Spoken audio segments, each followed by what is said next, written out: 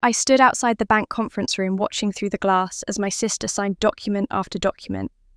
She was smiling that same perfect smile she'd used our whole lives to get everything she wanted, while I got nothing. Our grandfather had died just 3 weeks ago. The man who raised me, who saw me when no one else did. And somehow, magically, my sister, who hadn't visited him once in 5 years, now had a brand new will, leaving her everything. But then the banker said something that made her freeze mid-signature. Before we can release the assets, there's a security question your grandfather established. Only the correct person can answer it. My sister's face went white. The banker looked up, scanned the hallway, and locked eyes with me through the glass. Is that you then? Come in. You need to answer this. What happened next destroyed my sister's perfect life in under 60 seconds. And when they realised what they'd lost, my phone exploded 102 missed calls. But by then, it was far too late. This is the story of how the invisible daughter became the one person who mattered most. My name is Brooke Walsh. I'm 35 years old and I work as a marketing coordinator for a small firm in Portland. I've lived alone for the past 8 years, built a quiet life for myself, and learnt to be okay with not being anyone's first choice. But every few months, I still make the 5-hour drive back home, hoping this time might be different. It never is. I pulled into my mother's driveway just after 6 on a Friday evening, the homemade apple pie I'd baked that morning still warm in its carrier on the passenger seat. I'd left work early, sat in traffic for an hour on the interstate, and stopped twice to stretch my legs. The porch light was on, and through the dining room window, I could see everyone already gathered around the table. No one had waited for me. I grabbed the pie and my overnight bag, took a breath, and walked up the front steps. The door was unlocked, as always. I let myself in, calling out a hello that was immediately swallowed by the sound of laughter from the dining room. When I stepped through the doorway, my mother glanced up briefly. "Oh, you made it," she said, her tone flat, as if I'd just returned from the grocery store, rather than driven halfway across the state. She turned immediately back to my sister. "Melissa, keep going. What did the vice president say after your presentation?" Melissa, 8 years older than me and 1,000 times more important in every way that mattered to our mother, didn't even look in my direction. She was in the middle of a story, her hands gesturing dramatically, her voice animated with the kind of confidence I'd never managed to find. "So, I told him if we don't pivot now, we're going to lose the entire Northwest Territory." I set the pie down on the sideboard. No one acknowledged it. I took my usual seat at the far end of the table, the chair closest to the kitchen, the one that made it easy for me to get up and refill water glasses or clear plates without interrupting the real conversation happening at the other end. My mother and Melissa sat close together, leaning toward each other like co-conspirators. Between them was an empty chair where my grandfather usually sat, though tonight he was running late. As I reached for the serving spoon, my mother said something that made my stomach drop. "We've been discussing some logistics in the family group chat. Melissa's going to take point on organising Dad's 80th birthday next month." She said it casually, as if it were the most natural thing in the world. But I wasn't in any family group chat. I hadn't even known there was one. "I didn't realise we were planning something," I said quietly. "Oh well, it's been a lot of back and forth, Melissa said, not unkindly, but not exactly warmly either. "We didn't want to overwhelm you with all the details. You're so busy with work." I wasn't busy. They just hadn't included me. I looked down at my plate, my appetite gone.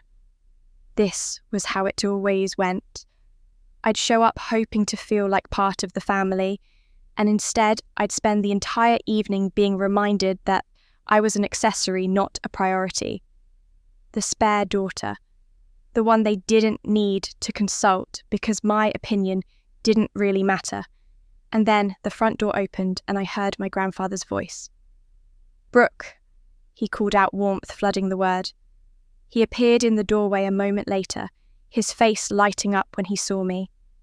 He moved slowly these days, his steps careful but He crossed the room and wrapped me in a hug that felt like the first real greeting I'd received all night. "I'm so glad you're here, sweetheart." He sat down beside me, and under the table, he reached over and squeezed my hand. It was brief, just a second, but his eyes met mine with a look that said he understood. He saw what they didn't. He always had. For a moment, I felt less alone. But then my mother leaned toward Melissa, her voice just loud enough for me to hear, and whispered, "Tonight after dinner, we need to talk to Dad about updating his will." The rest of dinner passed in a blur. I barely tasted the food on my plate. My mother's words kept echoing in my head, and every time I glanced up, I caught Melissa and my mother exchanging looks across the table. My grandfather seemed quieter than usual, picking at his meal, his gaze distant. After we cleared the dishes, my mother suggested everyone move to the living room for coffee, but my grandfather touched my arm gently. "Brooke, would you mind helping me with something upstairs?" he asked. "I need to find some old photographs for your mother, and these knees of mine don't do stairs like they used to." It was an obvious excuse. My mother looked mildly annoyed but waved us off. "Don't take too long, Dad. We need to discuss something with you." We climbed the stairs slowly, his hand resting lightly on the banister. When we reached the guest room where I'd be sleeping, he closed the door behind us and gestured for me to sit on the bed. He lowered himself into the armchair by the window with a soft grunt. "I'm not looking for photographs," he said, a small smile tugging at the corner of his mouth. "I figured," I replied. He studied me for a long moment, his expression tender but serious. "How are you doing, sweetheart? Really doing?" The question caught me off guard. No one ever asked me that. "I'm fine, Grandpa. Same as always." "That's what worries me," he said quietly. He leaned forward, resting his elbows on his knees. "Brooke, I know what you did last year. The medical bills." My stomach dropped. "I don't know what you mean." "Yes, you do." His voice was gentle but firm. "When I had that surgery and the insurance only covered part of it, you told your mother you were taking a vacation to Hawaii. You even showed her pictures you'd found online, but you didn't go anywhere, did you?" I felt my face flush hot. I looked down at my hands, unable to meet his eyes. "How did you know?" "Because I'm old, not stupid," he said, and there was a hint of humour in his tone despite the weight of the conversation. "The hospital sent me a notice that the remaining $15,000 had been paid in full by a third party. I called them. They wouldn't give me a name, but I knew. Your mother and Melissa didn't even ask how the bill got paid. They just assumed I'd handled it. But you handled it, didn't you?" I nodded slowly, my throat tight. "You needed the surgery. I had savings. It wasn't a big deal." "It was a very big deal," he said, his voice thick with emotion. "That was your future, Brooke, your security, and you gave it to me without asking for anything in return, without even telling me." "You're my grandfather," I whispered. "Of course I did." He reached across and took my hand in both of his. His skin was warm and papery, his grip surprisingly strong. "And that's exactly why you need to hear what I'm about to say." He paused, choosing his words carefully. "Sometimes, sweetheart, you have to demand what's right. No one's going to hand it to you. Not your mother, not your sister, not anyone. You've spent your whole life being quiet, being accommodating, hoping that if you're good enough and kind enough, they'll finally see you. But that's not how it works." His words hit me like a physical blow. I'd never heard him speak so directly about my place in the family. "I don't want to cause problems," I said weakly. "I know you don't, but sometimes the problem isn't that you're asking for too much. It's that they've gotten so used to you asking for nothing." He squeezed my hand. "I'm not going to be around forever, Brooke.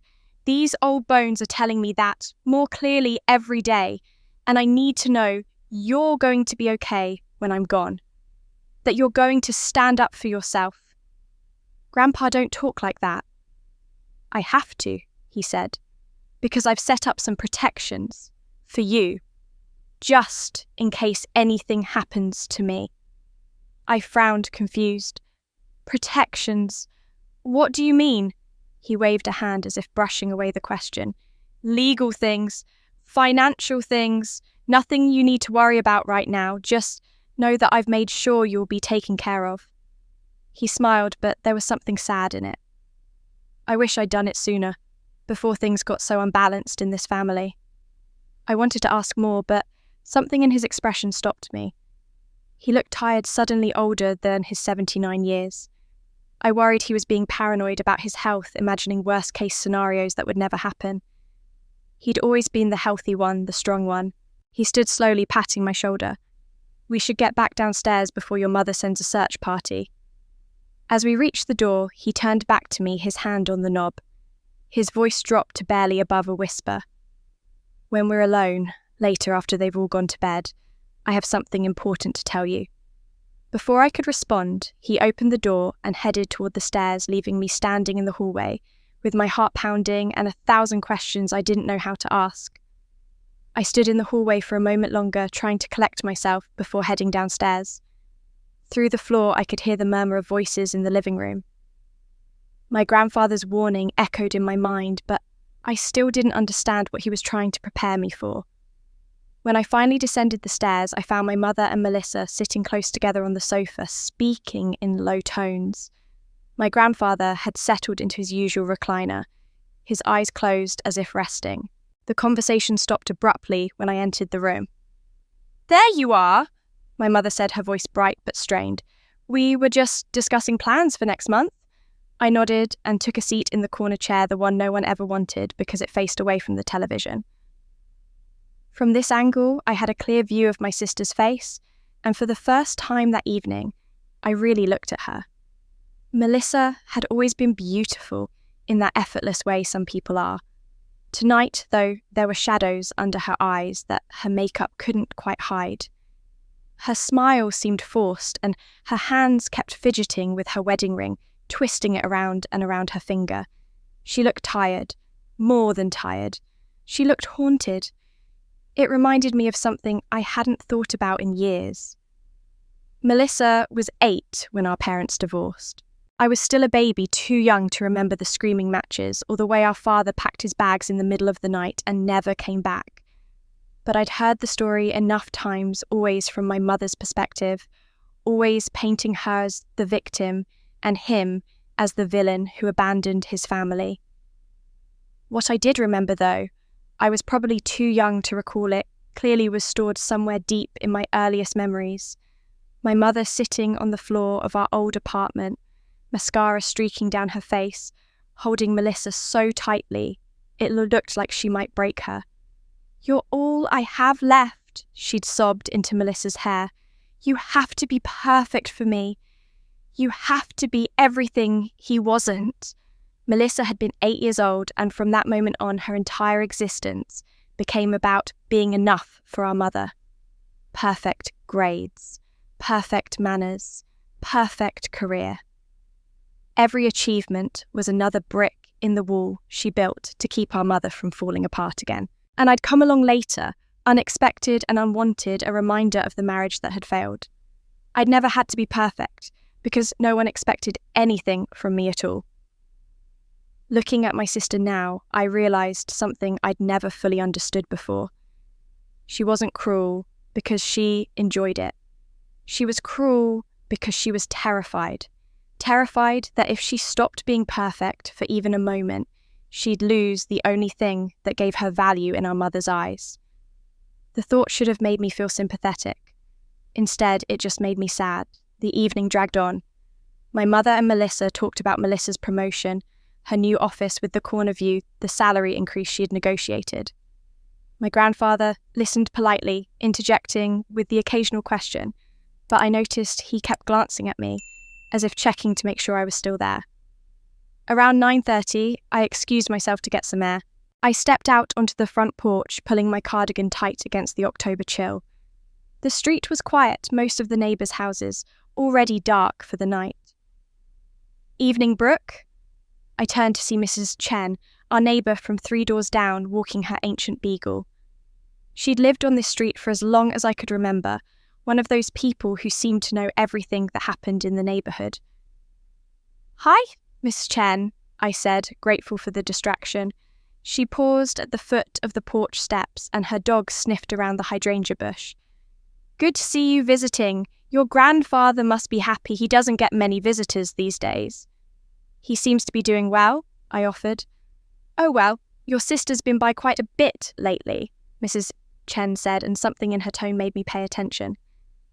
"I've seen her car here late at night, around 10:30, past 3 weeks or so. Always thought it was odd, since she lives so far away. But I suppose she's checking in on him." My stomach tightened. "Late at night? Usually leaves around midnight. Just seemed unusual, that's all. Your sister never struck me as the type for late-night visits." Mrs. Chen tugged gently on the leash. "Well, I'd better get this old boy home. You take care, dear." I watched her walk away, my mind racing. Melissa had been visiting grandfather late at night for 3 weeks. She lived nearly 2 hours away. Why would she drive all that way and not mention it to anyone? Why not visit during the day, like a normal person?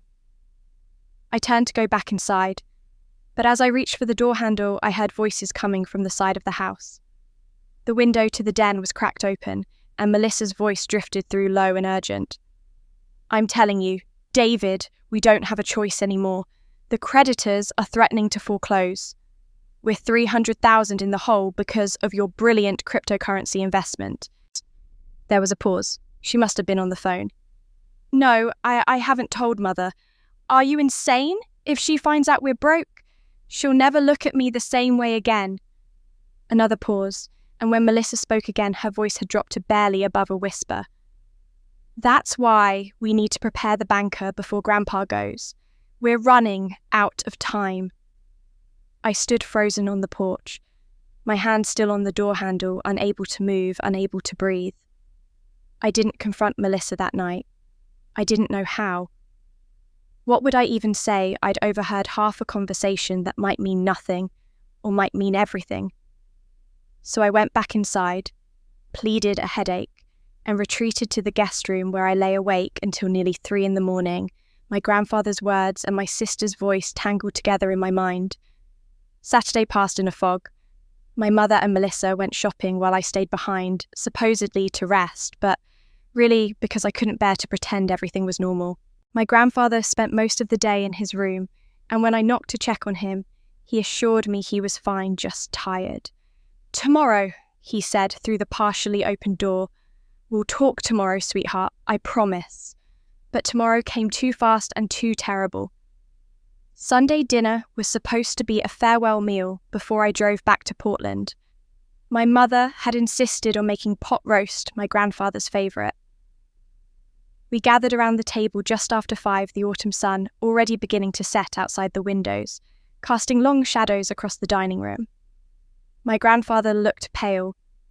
I'd noticed it the moment he came downstairs, the way he moved carefully, one hand braced against the wall. But when I asked if he was feeling all right, he waved me off with a smile that didn't quite reach his eyes. We were halfway through the meal when it happened. One moment, my grandfather was reaching for his water glass. The next, his hand stopped mid-air, trembling. His face contorted, and he clutched at his chest with his other hand, his breath coming in short, desperate gasps. "Dad!" My mother's voice shot up an octave. "Dad, what's wrong?" He tried to speak, but couldn't form words. His eyes were wide, terrified. He looked directly at me across the table, and I saw something in that gaze that I'll never forget. A plea, a warning, a goodbye. "Call 911. Melissa was already on her feet, phone in hand, her voice sharp and commanding. "Yes, this is an emergency. My grandfather is having a heart attack." Everything became a blur of motion. My mother was crying, her hands fluttering uselessly. I moved to my grandfather's side, taking his hand, telling him to hold on, that help was coming. His fingers squeezed mine weakly, and I felt how cold his skin had become. The ambulance arrived in 12 minutes, though it felt like hours. The paramedics swarmed in with efficient urgency, asking questions none of us could properly answer. When did the symptoms start? Did he have a history of heart problems? What medications was he taking? Melissa answered everything, her voice steady even as tears streamed down her face. I stood back, still holding the napkin I'd been clutching, when he collapsed, watching as they loaded him onto a stretcher. He was unconscious by the time they wheeled him out the door. At the hospital, we were directed to a private waiting room on the cardiac floor. The walls were painted a supposedly soothing shade of blue, and there were magazines on the side table that no one touched. We sat in terrible silence for 20 minutes before a doctor appeared, still in his surgical scrubs. Family of Robert Anderson. We all stood at once. I'm his daughter. My mother said, her voice breaking. How is he? We've stabilised him for now, but I need to be honest with you. The doctor's expression was grave. Your father has suffered severe heart failure. The damage is extensive. We're doing everything we can, but you should prepare yourselves for the possibility that he may not survive the night. My mother made a sound like a wounded animal and collapsed against Melissa, who caught her and held her tight. It's okay, Mum, it's okay. We're here. The doctor continued talking about ventilators and heart rhythms and treatment options. But I couldn't focus on the words. I stood there 3 feet away from my mother and sister, and neither of them even glanced in my direction. It was as if I disappeared entirely. Can we see him? Melissa asked. 2 visitors at a time, room 412, but please keep it brief. He needs rest. My mother and Melissa moved toward the door without a word to me. I watched them go, feeling the familiar ache of being forgotten, of being the daughter who didn't count in moments that mattered. I sat back down in the empty waiting room, staring at the pale blue walls, and tried to remember how to breathe. 20 minutes later, my phone buzzed with a text message. I pulled it from my pocket, expecting it to be from Melissa with an update. But the number that appeared on my screen made my blood run cold. It was from my grandfather's phone. The message was short, just 7 words, but they changed everything. Come to my room alone. Urgent. My hands shook as I stared at the screen. The doctor had said my grandfather was unconscious, barely stable. He couldn't have sent this text. But it was his phone number, his phone that I'd helped him set up 2 years ago, when he finally agreed to upgrade from his ancient flip phone. I looked around the empty waiting room. Through the small window in the door, I could see nurses moving purposefully up and down the hallway. My mother and Melissa were still in his room. I hadn't heard from them since they walked away nearly 30 minutes ago. I stood up, my legs unsteady, and moved toward the door. Room 412. The doctor had said 412. The cardiac unit was quiet at this hour, just the soft beeping of monitors and the hushed voices of the night shift staff. I walked past the nurses' station, keeping my head down, trying to look like I belonged there. No one stopped me. When I reached room 412, the door was slightly ajar. I could hear my mother's voice inside, thick with tears. We should let him rest. The doctor said not to tire him out. I know, Mum. Come on, let's get you some coffee.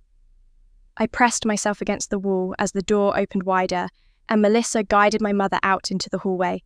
My mother's face was red and swollen from crying.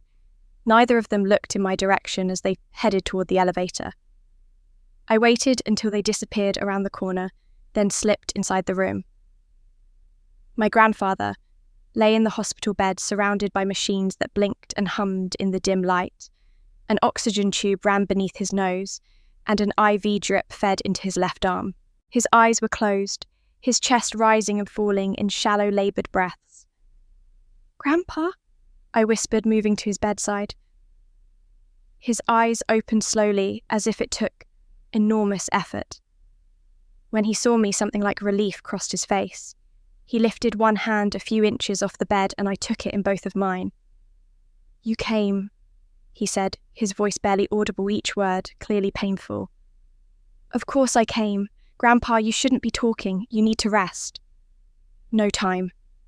He squeezed my hand with surprising strength. Listen carefully. Can't tell you everything. But you need to know.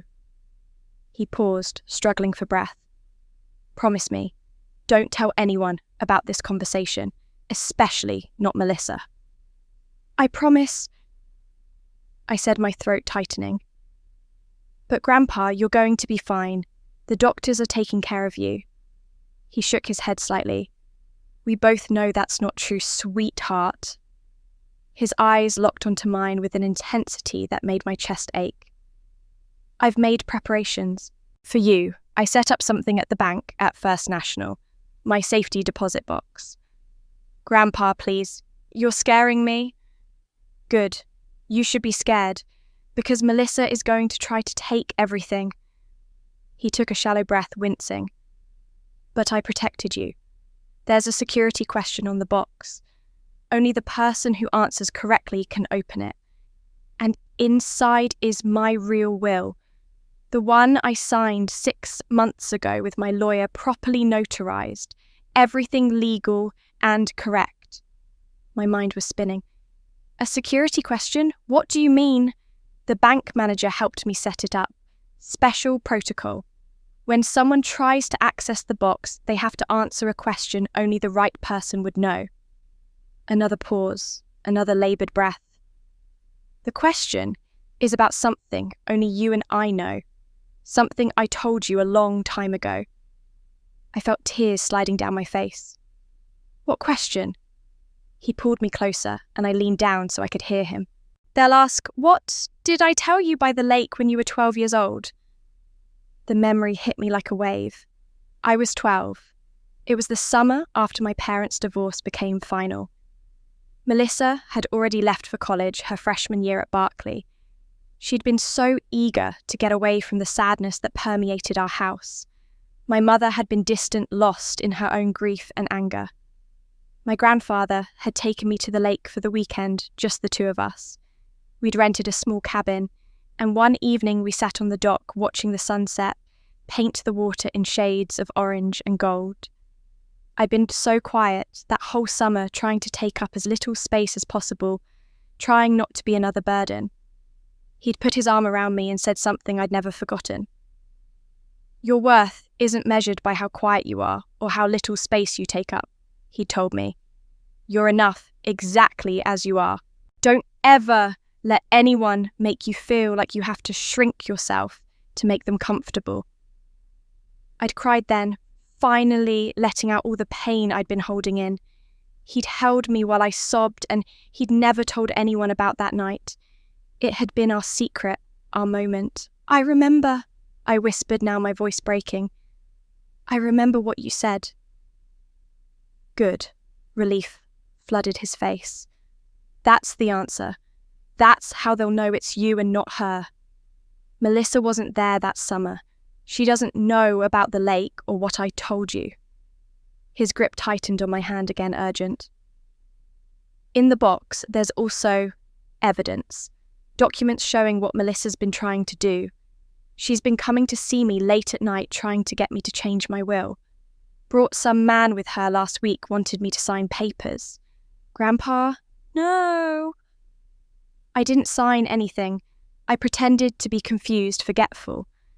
But I kept copies of what she brought. They're in the box with my real will. He coughed a wet, rattling sound that terrified me. The question will protect you when they try to take everything. You understand? I understand. Say it back to me. What's the answer? Through my tears, I repeated the words he'd spoken to me 23 years ago. You told me my worth isn't measured by how quiet I am or how little space I take up. You said I'm enough exactly as I am. He smiled, and for just a moment he looked like himself again. That's my girl. His eyes started to close, his breathing becoming more laboured. Grandpa, don't go, please.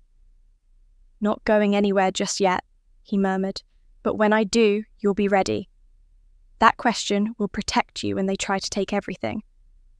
His hand went slack in mine and the monitors around us began to beat more urgently. Nurses flooded into the room within seconds, their movements swift and practiced. One of them gently but firmly moved me aside as they surrounded his bed, checking monitors, adjusting equipment, speaking to each other in medical shorthand.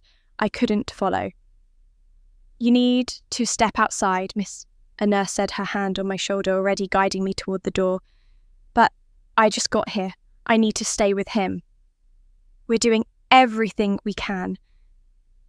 Please, wait outside. I found myself in the hallway, my back against the wall, watching through the window as they worked on him. I could see the urgency in their movements, the way they kept glancing at each other with expressions that told me everything I needed to know. My mother and Melissa appeared at the end of the hallway, coffee cups in hand. When they saw the activity in the room, my mother's cup slipped from her fingers, splashing across the linoleum floor. The next 2 hours were a blur of waiting and watching and hoping for a miracle that never came. The doctors stabilized him twice, but each time his heart would fail again. By 4 a.m, they told us there was nothing more they could do. By 5:30, they suggested we say our final goodbyes. My mother went in first alone. She emerged 10 minutes later, barely able to walk. Melissa guided her to a chair, then looked at me. I'll go next. You can go after. I wanted to argue, to say I should have been first, that I'd been the one here all weekend, while she'd been busy with her perfect life 2 hours away. But I didn't. I never did. Melissa was in the room for less than 5 minutes. When she came out, she wasn't crying. Her face was composed, controlled. You can go in now, but hurry. They said it won't be long. I entered the room one last time. My grandfather's eyes were closed, his breathing so shallow I could barely see his chest move. I took his hand, cold now, and leaned close to his ear. I'll remember, I whispered. I promise I'll remember everything you told me. If he heard me, he gave no sign. I left to get water from the cafeteria, unable to stay in that room and watch him slip away. I was standing at the vending machine, hands shaking too badly to insert my dollar bill, when I heard the rush of footsteps and urgent voices coming from the cardiac wing. By the time I got back upstairs, it was over. He died at 6 o'clock on Monday morning, just as the sun was beginning to rise over the parking lot. I never got to say a proper goodbye. I never got to tell him I loved him one last time. My mother sobbed uncontrollably in the hallway. Melissa held her whispering reassurances I couldn't hear. I stood apart from them as always, with my grief locked inside my chest where no one could see it. What happened next should have surprised me, but somehow it didn't. Within an hour, Melissa was on her phone, her voice crisp and efficient despite the circumstances. She was calling funeral homes, comparing prices and packages. She was calling her own lawyer, someone named Richard Thornton, speaking in low tones about estates and probate procedures. She was calling the bank. Yes, this is Melissa Anderson. I'm calling about my grandfather, Robert Anderson's accounts. He passed away this morning. I need to know what steps we need to take to access his safety deposit box and manage his estate. I watched her from across the waiting room. This woman who hadn't visited him in years, who'd suddenly started showing up at his house late at night 3 weeks ago, who was now seamlessly taking control of everything as if she'd been managing his affairs all along. Brooke, why don't you take Mum home? Melissa said, covering her phone with one hand. You're too emotional to help with any of this right now. I'll handle the arrangements. Too emotional. As if grief were a character flaw. My mother nodded, reaching for my arm. Yes, sweetheart. Take me home. I can't be here anymore. So I drove my mother home, helped her to bed, and listened to her cry herself to sleep. When I finally checked my own phone, I saw a series of texts from Melissa in our family group chat, the one I'd only been added to 2 days ago. I've scheduled a meeting with the funeral director for tomorrow at 10 a.m. I've contacted Grandpa's lawyer about the will. I've made an appointment at the bank for Wednesday to access his safety deposit box. Everything decided, everything controlled. Not a single question asking for my input or whether I wanted to be included. 3 days later, after the funeral arrangements were finalised, I went to collect my grandfather's personal effects from his house. The funeral director, a kind-faced man in his 60s named Mr. Palmer, met me there with a box of items that had been in my grandfather's hospital room.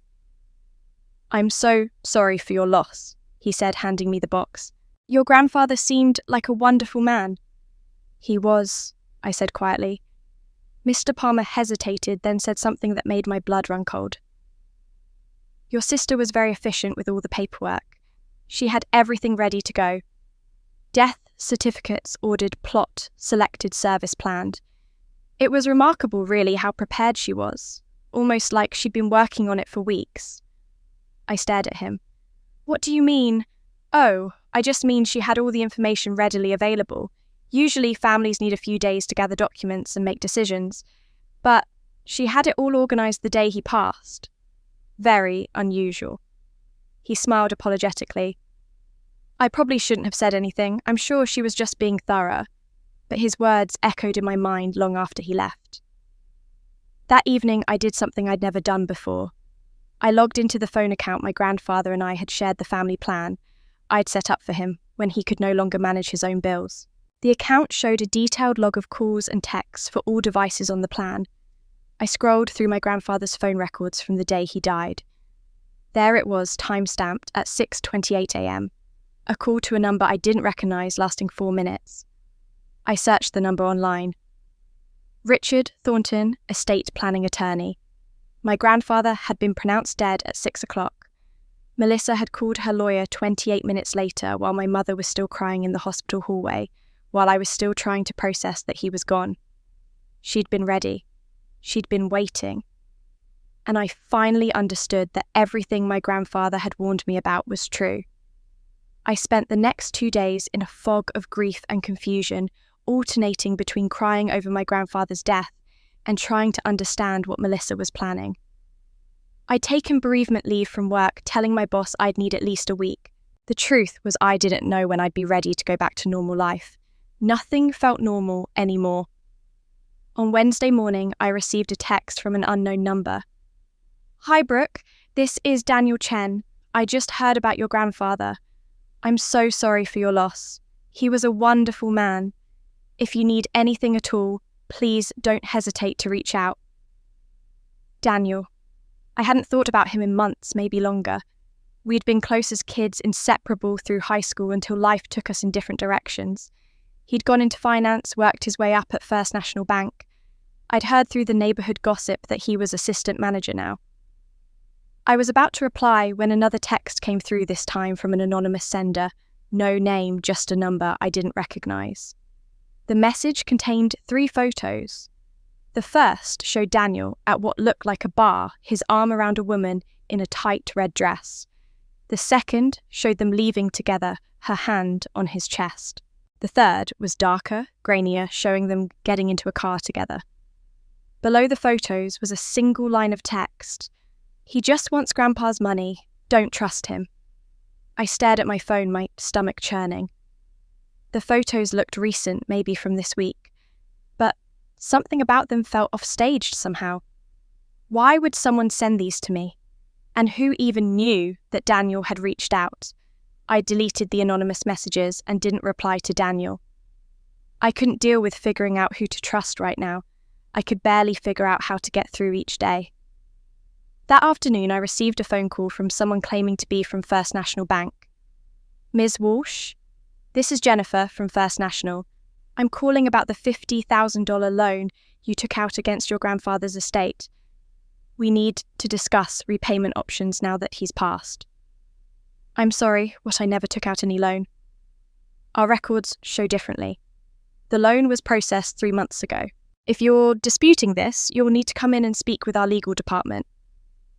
There must be some mistake. I never borrowed any money from my grandfather. I see. The woman's voice turned cold. We'll be in touch, Miss Walsh. She hung up before I could ask any more questions. I sat in my car in the grocery store parking lot, hands shaking, trying to process what had just happened. A $50,000 loan I knew nothing about. It had to be a scam, some kind of identity theft.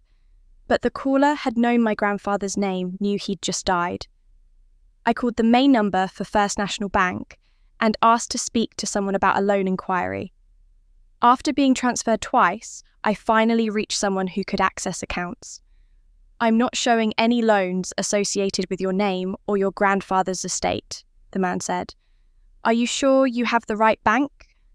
Someone just called me claiming to be from your bank." "That sounds like a scam, ma'am. We'd never call about loans like that. I'd suggest reporting it to the police." I hung up feeling sick. Someone was trying to make me look bad, trying to make it seem like I'd been borrowing money from my grandfather. But who and why? The answer came 2 days later when I ran into Mrs. Chen at the post office. She looked uncomfortable when she saw me, her smile strained. "Oh, Brooke, I'm so sorry about your grandfather." "Thank you, Mrs. Chen." She hesitated, then lowered her voice. "I hope you don't mind me saying, but I heard you'd been having some financial troubles. If you ever need help, the church has a fund for families in crisis." I felt my face flush hot. "I'm not having financial troubles. Where did you hear that?" "Oh well, your sister mentioned it to several of us at the Memorial Planning Committee. She said you'd been asking your grandfather for money, that he'd been worried about you. She didn't want people to think badly of you. She just wanted us to understand if you seemed stressed." The world tilted sideways.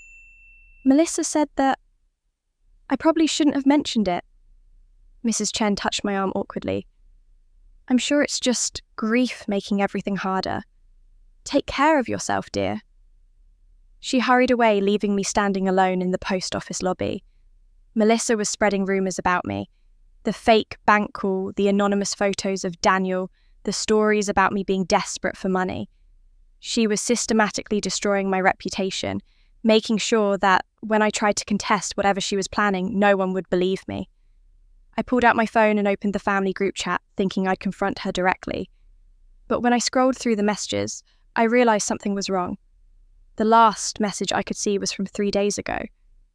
But the timestamp at the top showed messages had been sent this morning. I wasn't seeing everything. Melissa had created a new chat without me. I sat in my car in the parking lot staring at my phone, feeling more alone than I'd ever felt in my life. My grandfather was gone. My family had excluded me. My reputation was being poisoned with lies. And the one person who'd reached out to help was someone I'd been warned not to trust. I didn't know what to do. I didn't know who to turn to. I was still sitting there 20 minutes later when someone knocked on my window. I looked up to see Daniel standing outside my car, concern written across his face. I hadn't seen him in person in years, but he looked almost exactly the same. Same kind eyes, same slightly worried expression he'd worn since we were kids. I rolled down the window. "I've been driving around looking for you," he said. "I tried calling, but you didn't answer. Brooke, I don't know what your sister told you about me, but I need you to know something. Your grandfather called me 3 weeks before he died." I stared at Daniel through the car window, trying to process his words. My grandfather had called him 3 weeks ago. That would have been right around the time Mrs. Chen said she'd started seeing Melissa's late-night visits. "What did he want?" My voice came out hoarse. "Can I get in? This isn't really a parking lot conversation." I hesitated, remembering the photos someone had sent me. Daniel with another woman, Daniel supposedly only interested in money. But something about those images had felt wrong from the start, too convenient, too perfectly timed. I unlocked the passenger door. Daniel slid into the seat beside me, and immediately I was transported back to high school, the countless times we'd sat in this exact configuration, him in my passenger seat, talking about everything and nothing, while we waited for the world to make sense. "Your grandfather asked me to keep an eye on his accounts," Daniel said. "He said he was worried someone might try to access them inappropriately. He wouldn't tell me who, but he made me promise that if anything happened to him, I'd make sure you were protected." He said that he specifically mentioned me. He said you were the only person in the family he could trust, and Brooke, I think he was right to be worried. I've been reviewing his account activity, and there are some irregularities that don't add up. I thought about the anonymous messages, the photos. Someone sent me pictures of you with another woman. They said you just wanted my grandfather's money. Daniel's expression darkened. "When did you get those?" "Yesterday, right after you texted me." "Can I see them?" I pulled up the deleted messages folder on my phone and showed him. He studied the images carefully, then shook his head. That's my cousin Lisa. This was taken at her bachelorette party 2 months ago. I was the designated driver. Whoever sent you these cropped out the other 5 women who were with us that night. Relief and anger flooded through me in equal measure. Melissa, she's been trying to isolate me, spreading rumours about me in town, making sure I have no one to turn to. That's what I was afraid of. Daniel ran a hand through his hair. Your grandfather warned me she might try something like this. He said she'd been coming to his house late at night, bringing some man with her, trying to get him to sign papers. Something clicked in my mind, then a memory from years ago. My grandfather teaching me to play chess in his study. I was 12 years old, the same summer he'd taken me to the lake. I'd been losing badly, my pieces scattered, my king cornered. What do I do? I'd asked, frustrated. He'd leaned back in his chair, studying the board. When you're cornered, most people try to defend. They build walls, protect what little they have left. But that's exactly what your opponent expects. The key to winning when you're losing is to stop defending and create a counterattack they never see coming. I'd stared at the board, not understanding. Look, he'd said, moving one of my pieces. Everyone's so focused on your king that they've forgotten about your queen. One move and you change the entire game. I had made that move. And I'd won. Sitting in the car with Daniel, I realised I'd been playing defence my entire life, staying quiet, staying small, hoping that if I just didn't cause problems, I'd eventually be accepted. But Melissa wasn't going to suddenly start treating me fairly. She was going to take everything, and she was going to make sure I had no way to fight back, unless I stopped defending and started attacking. I need your help, I said to Daniel, but first I need to do some research. Over the next 3 days, I barely slept. I spent hours on the phone with county clerk offices, requesting copies of any notarized documents that included my grandfather's name from the past 6 months. It was tedious, bureaucratic work, but it was legal, and it was something I could control. The documents started arriving by email and postal mail. Real estate, papers, medical authorizations, financial forms. I spread them across my kitchen table and began comparing them, looking for patterns, inconsistencies, anything that seemed off. And then I found it. A loan application from 3 years ago, signed by my grandfather, requesting $40,000 from First National Bank. I remembered that loan. He'd told the family he needed it for home repairs after a winter storm damaged his roof. Melissa had offered to help him with the paperwork, since he'd been recovering from knee surgery at the time. I pulled out other documents I knew my grandfather had signed, comparing the signatures side by side. The loan signature looked perfect at first glance. Same loops, same spacing, same distinctive way he crossed his T's. But when I looked closer, really examined them under the lamp, I could see the difference. The pen pressure was wrong. My grandfather had arthritis in his hands, and his signatures always had this slight tremor to them, an inconsistency in the ink flow where his hand shook. The signature on the loan application was too smooth, too perfect. Someone had traced it. My hand shook as I set down the document. 3 years ago. Melissa had been forging his signature 3 years ago, and none of us had known. I kept digging, searching public records databases, following threads. And then I found something that made my blood run cold. Melissa's marriage records. I knew she'd been married to David for 15 years. What I didn't know was that there had been another marriage before that, when she was in her mid-20s. A brief marriage to someone named John Matthews that had ended in divorce after only 2 years. I pulled up the divorce records, public information filed with the county court. The grounds for divorce were listed as irreconcilable differences, but attached to the filing was a statement from John Matthews. Respondent engaged in systematic financial fraud during the course of marriage, including but not limited to forging petitioner's signature on loan applications totaling approximately $200,000. Petitioner suffered significant financial harm, including bankruptcy and loss of business.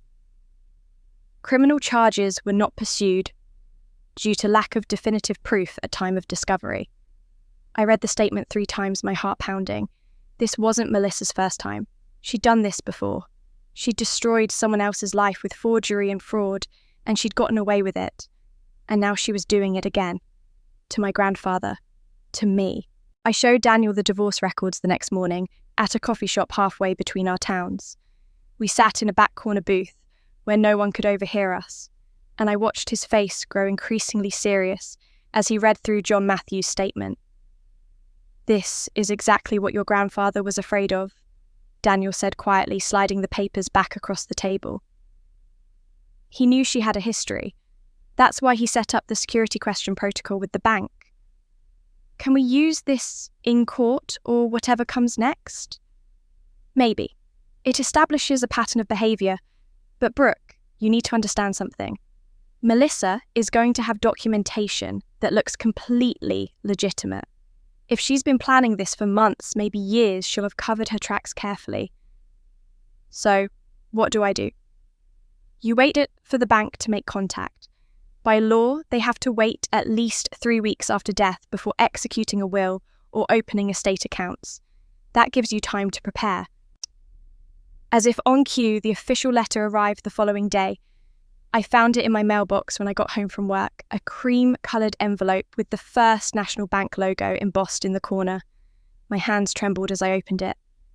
Dear Ms. Walsh, we are writing to inform you that as a named beneficiary in the estate of Robert James Anderson, you are required to attend a meeting at First National Bank on October 15th at 10 a.m.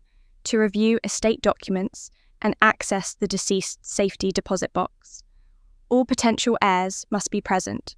Please bring valid identification. Sincerely, Thomas Brennan, Estate Services Manager. October 15th. That was exactly 1 week away. I called Daniel immediately. I got the letter, I said. Next Wednesday at 10. Melissa will have gotten one too. This is when things are going to get real, Brooke. She's going to bring her lawyer, and she's going to have a will that looks completely legitimate. You need to be prepared for that. My grandfather told me about the security question. Only I know the answer? That's good. That's your ace. But you should know your legal rights too. As a grandchild, you have standing to contest a will if you believe there was fraud or undue influence. But you'll need evidence, and you'll need it ready. That evening, I received a text in the family group chat, the one Melissa had finally added me back to after the funeral. Family meeting tomorrow at Mum's house, 2 p.m. Important estate matters to discuss. Please, be there. I arrived at my mother's house the next afternoon to find Melissa already there sitting at the dining room table with a man in an expensive suit. Papers were spread across the table in neat stacks. Brooke, good you're here. Melissa's voice was warm, almost sisterly. It set off every alarm bell in my head. This is Richard Thornton, our estate attorney. We wanted to brief you on the inheritance process before the bank meeting. Our attorney, I said, remaining standing near the doorway. I didn't hire an attorney. Well, someone needs to handle Grandpa's estate properly. Melissa said that same patient tone she always used when explaining things to me as if I were a child.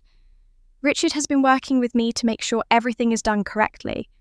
Richard Thornton gave me a professional smile that didn't reach his eyes. I've been reviewing your grandfather's will, Ms. Walsh. He executed a revised version 4 months ago, and I'm pleased to say everything is in order. 4 months ago. My voice came out sharper than I intended. My grandfather never mentioned changing his will. He wouldn't have needed to mention it to anyone, Thornton said smoothly. It's a private legal matter. But I can assure you the document was properly executed, with 2 witnesses present and duly notarized by a licensed notary public. Melissa pulled a document from one of the stacks and slid it across the table toward me. You can read it yourself if you want. Grandpa left the house and the bulk of his financial assets to me, with some smaller bequests to various charities. There's also a $10,000 bequest for you. I looked down at the will. It was professionally printed on legal paper, multiple pages bound together. My grandfather's signature was at the bottom, along with 2 witness signatures I didn't recognise, and an official-looking notary stamp. It looked completely legitimate. "This doesn't make sense," I said. "Why would he change his will 4 months ago and not tell anyone?" "Grandpa's health was declining," Melissa said gently. "You know how forgetful he'd become. He probably meant to tell us but forgot. The important thing is that his wishes are clear and legally binding." My mother sat at the end of the table wringing her hands. She looked exhausted, older than I'd ever seen her. "Can't we just do what he wanted without fighting about it?" she said quietly. "I can't bear the thought of this family tearing itself apart over money." "No one's fighting, Mum," Melissa assured her. "We're just making sure Brooke understands the process. Right, Brooke?" I looked at my sister, at her perfect makeup, and her confident smile at the lawyer she'd hired and the papers she'd prepared. She looked so certain, so in control. But I thought about my grandfather's hand squeezing mine in the hospital, about his warning about the security question only I could answer. "I'll see you at the bank meeting," I said, and walked out before anyone could respond. That night, I received the formal notification letter from Thomas Brennan at First National Bank. It was addressed to all potential heirs, but there was a line near the bottom that made my heart race. "Please note, access to Mr. Anderson's safety deposit box requires answering a security question established by the deceased personally. Only the individual who provides the correct answer will be authorised to access the contents." I read that line 5 times, relief flooding through me. My grandfather had protected me after all. In 7 days, one of us would walk into that bank meeting with everything, and one of us would walk out with nothing. The next morning, I received a call from Thomas Brennan at First National Bank. I recognised his name from the letter and answered immediately, hoping for clarity about the meeting procedures. "Ms. Walsh, I'm calling about the estate meeting scheduled for next Wednesday." "Yes, I received the notice. I'll be there." There was a pause on the other end of the line. I'm glad you called back. I wanted to clarify a few things. Your sister contacted me yesterday with some concerns about your ability to participate in this meeting." My stomach dropped. "What kind of concerns?" "She mentioned that you've been struggling significantly with grief, that you've been having some mental health difficulties that might make the meeting too overwhelming for you. She suggested we might want to postpone your involvement until you're feeling more stable." I gripped the phone so hard my knuckles turned white. "Mr. Brennan, I can assure you I am perfectly capable of attending a bank meeting. Whatever my sister told you isn't true." "I see?" His tone was carefully neutral. "She seemed quite concerned about you. She mentioned you'd been asking your grandfather for money before his death, that there were some family tensions around financial matters." "That's a lie. I never asked my grandfather for money. In fact, I paid his medical bills when no one else would." Another pause. "Ms. Walsh, I'm going to be frank with you. I've been doing this job for 20 years, and I've seen a lot of family disputes over estates. Sometimes grief makes people say things they don't mean, do things they wouldn't normally do. I'm not here to judge anyone's character.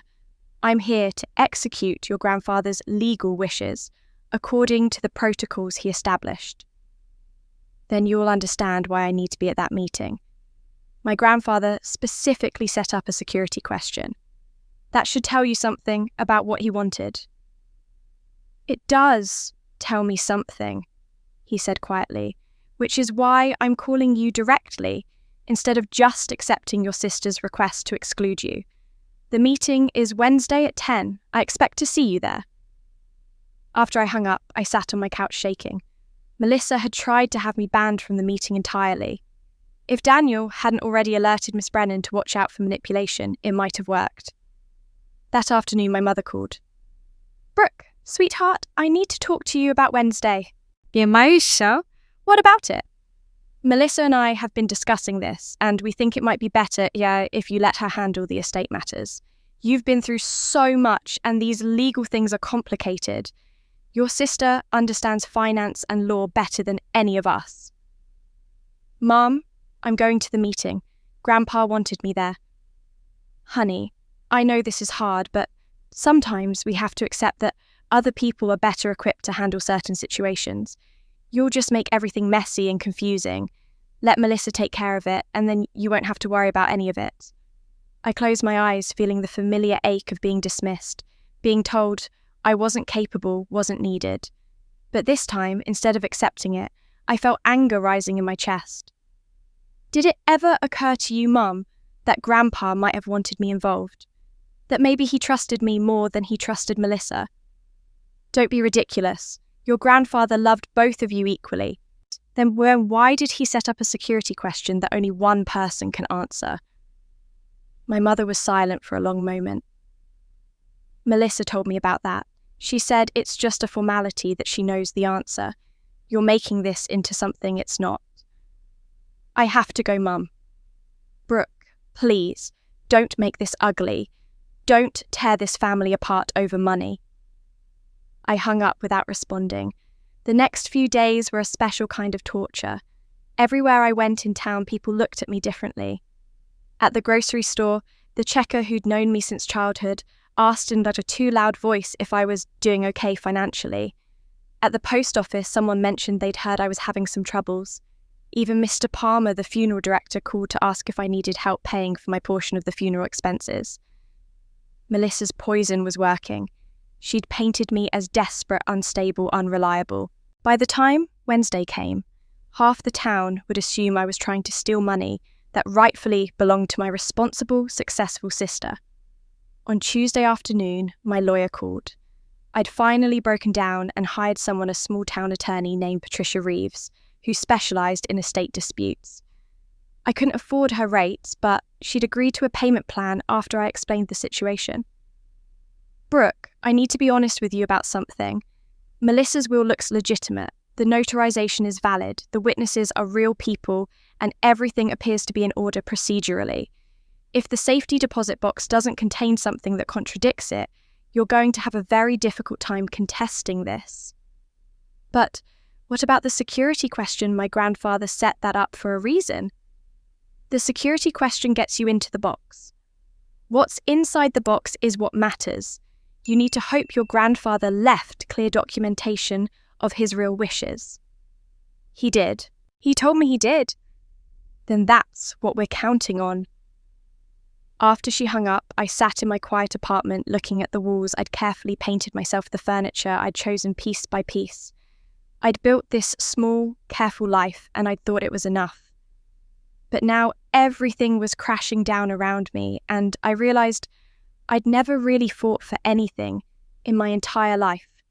I'd just accepted whatever scraps people were willing to give me. My phone buzzed. 12 missed calls from an unknown number. I must have had it on silent. I checked my voicemail, and a man's voice I didn't recognise filled my ear. Ms. Walsh, you don't know me, but I have information about your grandfather's safety deposit box. I'm calling to warn you. Don't come to the bank meeting tomorrow. If you do, you're going to regret it. This is your only warning. The message had been left an hour ago. I played it again, trying to identify anything about the voice, but it was generic, neutral, impossible to place. Someone was threatening me. Someone wanted me to stay away from that meeting, which meant I was absolutely going to be there. I barely slept Tuesday night. Every time I closed my eyes, I heard that voice on the phone warning me to stay away. By 6 a.m, I gave up on sleep entirely and got in the shower, letting the hot water wash over me while I tried to steady my nerves. The bank meeting was at 10. I dressed carefully in the black suit I usually saved for job interviews, wanting to look professional, put together, nothing like the desperate, unstable person Melissa had painted me to be. I arrived at First National Bank at 9:45, early enough to compose myself, but not so early I'd have to sit with my anxiety. The bank was a stately brick building in the old part of downtown, the kind of place that had probably been there since the 1950s. I walked through the heavy glass doors into the marble-floored lobby, and a receptionist directed me to the second-floor conference room. As I climbed the stairs, my phone buzzed. A text from Daniel. "I'm so sorry. They suspended me this morning. Unauthorized access to client accounts. I can't come to the meeting. But, Brooke, whatever happens, don't back down. Your grandfather trusted you for a reason." My heart sank. Daniel had been my only ally in this, and now he was gone. I was truly alone. When I reached the second floor, I could see through the glass walls of the conference room. My breath caught in my throat. Melissa was already inside, sitting at the long mahogany table with Mr. Brennan and her lawyer, Richard Thornton. Papers were spread in front of them, and as I watched, Melissa picked up a pen and began signing something.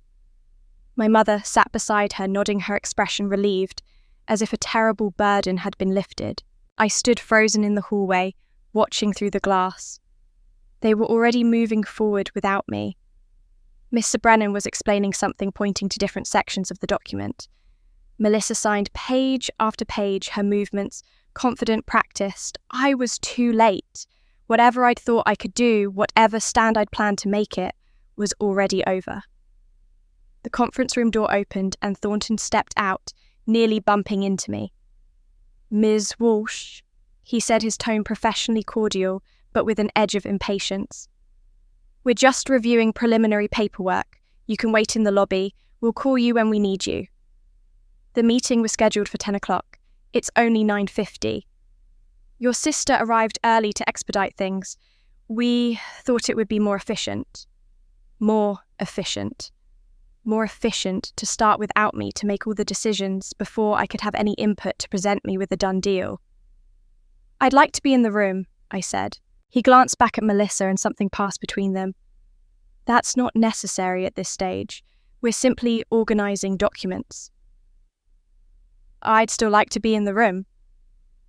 "Ms. Walsh, I understand this is an emotional time, but we're trying to handle your grandfather's estate as smoothly as possible. Your presence right now would only complicate things." I felt the familiar instinct to back down, to apologise, to step aside, and let other people make the decisions. But I thought about my grandfather's hand gripping mine in the hospital, about the security question, about everything he tried to protect me from. "I'm going to wait right here," I said, leaning against the wall opposite the conference room, where I could see everything through the glass. "And when 10 o'clock comes, I'm going in." Thornton's jaw tightened, but he couldn't legally keep me out of a meeting I'd been officially summoned to attend. He went back inside, and I watched him lean down to whisper something to Melissa. She glanced at me through the glass, and for just a moment I saw something flicker across her face. Not concern, not guilt, triumph. She thought she'd already won. At 10:02, Mr. Brennan finally opened the conference room door and gestured for me to enter. I took the seat at the far end of the table, as far from Melissa as possible. My mother wouldn't meet my eyes. But before Mr. Brennan could begin speaking, his assistant appeared at the door, looking flustered. "Mr. Brennan, I'm sorry to interrupt, but there's been an issue with the Anderson file. We need you downstairs immediately." He frowned. "Can it wait 20 minutes? "I'm afraid not, sir. It's regarding account access protocols." Mr. Brennan stood apologising. "I'll be right back. Please wait here." The moment he left, Melissa turned to me. "You don't have to do this, Brooke. You don't have to make this ugly. Grandpa left you $10,000. That's more than generous, considering you barely visited him." I barely visited him. The lie was so audacious, I almost laughed. But before I could respond, Mr. Brennan's assistant reappeared. "I'm sorry, but Mr. Brennan has been called into an emergency meeting with senior management. We're going to need to reschedule this for tomorrow." "Tomorrow?" Melissa's carefully controlled expression cracked. "That's unacceptable. We've already started the paperwork." "I apologise for the inconvenience, but it's out of my control. We'll contact everyone this afternoon with a new time." We were ushered out of the conference room, Melissa protesting the entire way. In the lobby, she turned to Thornton, her voice sharp. "Find out what's going on. This delay is unacceptable." I walked out of the bank into the October sunshine, feeling hollowed out and exhausted. I'd prepared myself for a confrontation for the moment when I'd answered the security question and proved my worth. Instead, I'd gotten nothing. Just more waiting, more uncertainty. I sat in my car in the parking lot, unable to make myself drive home. I pulled out my phone and opened my photo gallery, scrolling through years of family pictures. Thanksgiving dinners, Christmas mornings, birthday parties. In every single one I was there, but not there, standing at the edge of the frame, slightly out of focus, always just a little apart from everyone else. I'd spent my entire life being invisible, and now, when it mattered most, I was still invisible. I was about to start the car when I saw my grandfather's phone sitting in the cup holder. I'd been carrying it with me since the hospital, unable to bring myself to turn it off, as if keeping it charged somehow kept a piece of him alive. I picked it up and unlocked it with the code I'd set up for him. The screen showed one notification I'd somehow missed. A voice memo, recorded the night before he died. Duration 4 minutes and 32 seconds. With trembling hands, I pressed play. My grandfather's voice filled the car, weak but unmistakable, and I felt tears spring to my eyes before he'd even finished his first sentence. "Brooke, sweetheart, if you're hearing this, it means I'm gone, and your sister is doing exactly what I predicted she'd do. I'm recording this 2 weeks before whatever is going to happen happens. The doctors say that my heart is giving out, and I think they're right. I can feel it." There was a pause, the sound of laboured breathing. "I need you to listen carefully. I know you're probably scared right now. I know Melissa has probably made you feel small and powerless, the way she's done your whole life. But I need you to understand something. You are not powerless. You never were. You just let everyone convince you that you were." His words hit me like a physical blow. I pressed my hand against my mouth to keep from sobbing out loud. I set up the security question at the bank. By now, you should know about it. The question they're going to ask is, "What did I tell you by the lake when you were 12 years old? Do you remember that summer, Brooke? Your sister had already left for college. Your mother was so wrapped up in her own pain from the divorce that she barely noticed either of you. I took you to the lake because I could see you disappearing, getting smaller and quieter, and I couldn't stand to watch it anymore." I remembered. God, I remembered every detail of that weekend. The cabin with the creaky porch, the sunset that turned the water to fire. The way he'd put his arm around me and said the words that had sustained me through so many dark years. "I told you that your worth wasn't measured by how quiet you were, or how little space you took up. I told you that you were enough exactly as you are." Those were my exact words, Brooke. Remember them. That's the answer to the security question. That's how they'll know you're the one I trusted. More laboured breathing, a sound that might have been him taking a sip of water. In the safety deposit box, you'll find my real will, the one I signed with my actual lawyer, Martin Chen, 6 months ago. Everything properly notarized and witnessed. I'm leaving the bulk of my estate to establish a foundation in your name to help elderly people who are being financially exploited by their families. Because God knows there are too many people like Melissa out there and too few people willing to stand up to them. My hands were shaking so badly I almost dropped the phone. I'm also leaving you $500,000 outright. Not because I think money will make you happy, but because I want you to have security. I want you to know that someone saw you, someone valued you, someone thought you were worth protecting. His voice broke slightly and I realised he'd been crying when he recorded this. There's also evidence in the box. Copies of documents Melissa brought for me to sign. She's been coming here late at night for 3 weeks now, bringing some man with her who claims to be a notary. They've been trying to get me to sign a new will, one that leaves everything to her. I pretended to be confused, forgetful. I signed nothing. But I kept photocopies of everything she brought, and I wrote down dates and times. It's all in the box. Another long pause. When he spoke again, his voice was softer, almost fading. Brooke, I need you to promise me something. Promise me you won't back down this time. I know it's in your nature to keep the peace, to smooth things over, to make yourself smaller, so everyone else can be comfortable. But that's not kindness, sweetheart. That's self-betrayal. And I need you to stop betraying yourself. I was crying openly, now tears streaming down my face, my breath coming in ragged gasps. Your sister isn't a bad person, not really. She's a broken person who learned the wrong lessons about love and worth. But that doesn't mean you have to let her destroy you. You have the right to stand up for yourself. You have the right to take up space. You have the right to demand what's fair. There was a long silence, and I thought the recording might be over. But then his voice came back one more time, barely a whisper. I love you, Brooke. I always have.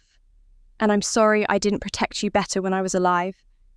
But I'm protecting you now as best I can. Don't give up. Don't back down. Answer that question. Open that box.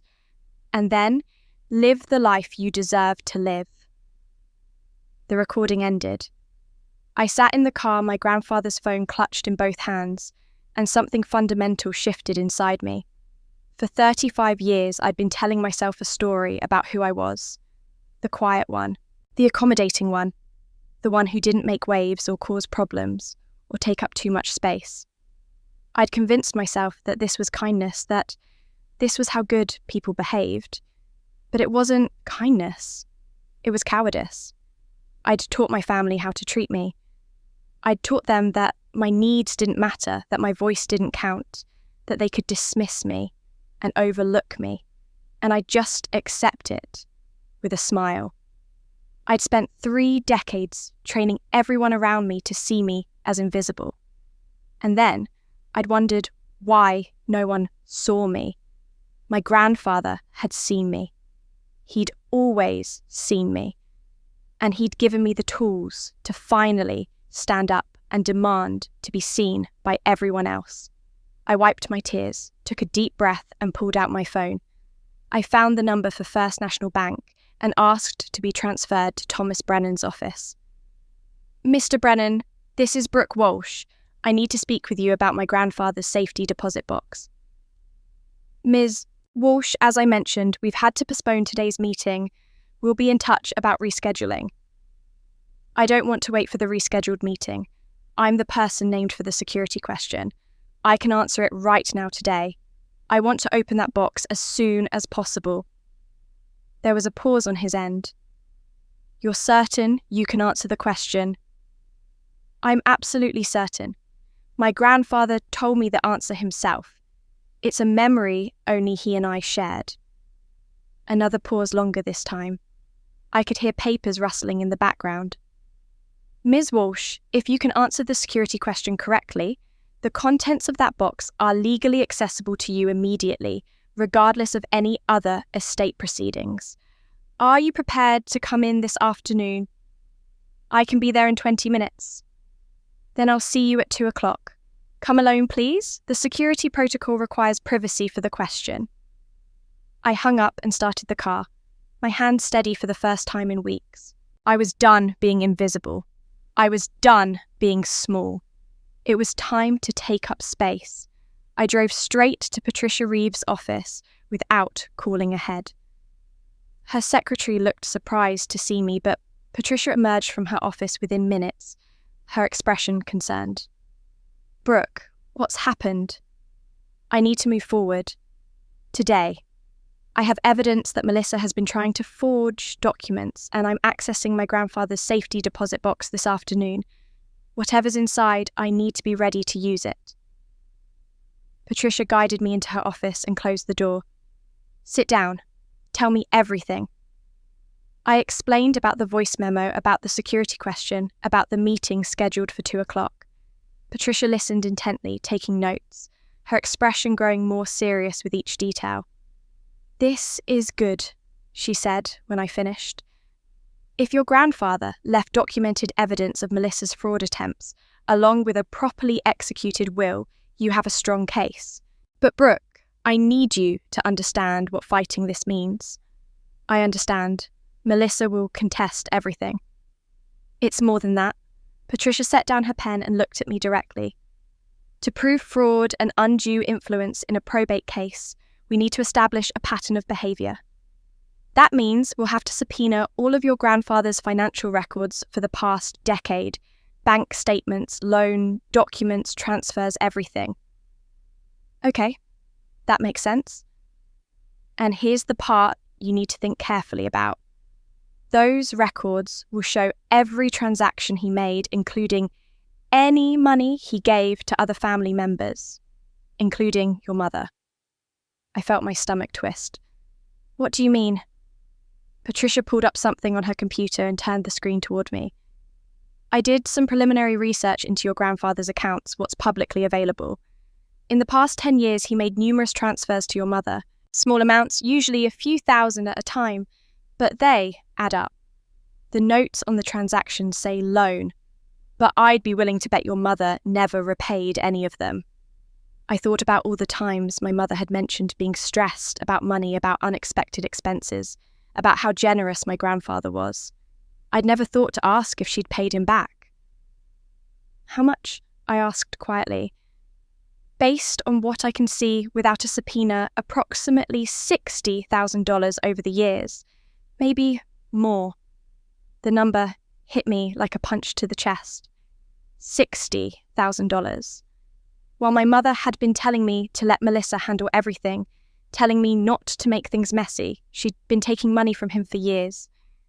"If we use these records to prove Melissa's pattern of financial manipulation," Patricia continued, "your mother's borrowing will come out too. The court will see it. Melissa's lawyers will definitely point to it as evidence that everyone in the family took advantage of him, not just Melissa. And the community will know. Your mother's reputation will be destroyed." I stared at the screen, at the columns of numbers that represented my mother's secret shame. "Are you prepared for that?" Patricia asked gently. "Because once we start this, there's no taking it back. Your mother will know you chose to expose her. She'll probably never forgive you." I thought about my mother's phone call, her voice pleading with me to step aside, to let Melissa handle everything, to not make things ugly. At the time, I'd thought she was just being her usual self, favouring Melissa, dismissing me. But now I understood. She'd been protecting herself too. She didn't want anyone looking too closely at the family finances, because her own secrets would come out. "I need to think about this," I said. "You have until we file the formal challenge. But Brooke, I need to know you're all in before we proceed. If you're going to back out to protect your mother, tell me now." I left Patricia's office with a stack of documents to review and a choice that felt impossible. I drove home, made tea I didn't drink, and sat at my kitchen table as the afternoon light faded into evening. If I exposed the financial records, I'd prove Melissa was a fraud. But I'd also humiliate my mother, reveal her as someone who'd been taking money from an elderly man while never paying it back. The woman who'd spent my whole life telling me to be good, to be kind, to think of others, had been doing exactly what she'd raised me not to do. But if I protected my mother, if I held back the evidence, Melissa would win. She'd get away with fraud. My grandfather's wishes would be ignored. And I would spend the rest of my life knowing I'd chosen family comfort over the truth. I thought about my grandfather's voice on that recording. "Promise me you won't back down this time." I thought about the lake, about being 12 years old, and so desperate to disappear that I'd practically trained myself to stop existing. I thought about 35 years of being small and quiet and accommodating and where it had gotten me. At 7 a.m, I called Patricia. "Do it," I said. "Subpoena everything, all the financial records, all the transactions, everything. The truth matters more than keeping up appearances." "Are you certain this is going to hurt people you love?" "I'm certain. If they'd wanted to protect their reputations, they should have made different choices. Patricia was silent for a moment. Okay, I'll start the paperwork today. This is the right decision, Brooke. It's the brave one. After I hung up, I sat in the quiet of my apartment and waited to feel guilty. Waited to feel like the bad daughter, the one who'd betrayed her family, the one who'd chosen money over love. But I didn't feel guilty. For the first time in my life, I felt like I was choosing myself. And that felt like freedom. My phone rang an hour later. Melissa's name flashed on the screen. I considered not answering, but something told me I needed to hear whatever she was about to say. Hello, Melissa? You hired a lawyer. Her voice was shaking not with sadness, but with rage. You actually hired a lawyer to contest Grandpa's will. I hired a lawyer to protect his real wishes, yes. Do you have any idea what you're doing? Do you understand what this is going to do to this family? I understand exactly what I'm doing. Mom is devastated. She called me crying this morning, saying you're going to drag all of us through the mud over money. Money, Brooke. You're willing to destroy your own mother over money. This isn't about money, Melissa. This is about you committing fraud. There was a sharp intake of breath on the other end. How dare you? I have done nothing but try to take care of this family, try to handle Grandpa's affairs properly, and you who barely visited him, who contributed nothing, you're going to accuse me of fraud. I'm not accusing you. I have evidence, multiple sources of evidence. Silence. When Melissa spoke again, her voice had changed. It was cold now, calculated. Fine. You want to destroy this family. You want to tear apart everything we've built. I'll make sure you regret it. I will make your life a living hell. And when this is all over, when you're sitting alone with your precious money and no family left, remember that you chose this. She hung up. I sat there holding my phone, my hand steady, my heart pounding. I had just declared war on my own sister, and there was no going back. The bank meeting was rescheduled for Thursday at 10 o'clock. I arrived 15 minutes early with Patricia, both of us, carrying briefcases that felt heavier than they actually were. The weight, it wasn't from documents, it was from what we were about to do. Patricia had been clear with me that morning. This meeting will decide everything. If you can access the safety deposit box and it contains what your grandfather said it would, we have a case. If you can't answer the security question, or if the box doesn't contain valid documentation, Melissa's will stand and this fight is over before it begins. I can answer the question, I told her. I promise you I can answer it. Now, standing in the marble lobby of First National Bank, I wasn't so sure. Not because I didn't know the answer, but because I couldn't quite believe my grandfather had really done.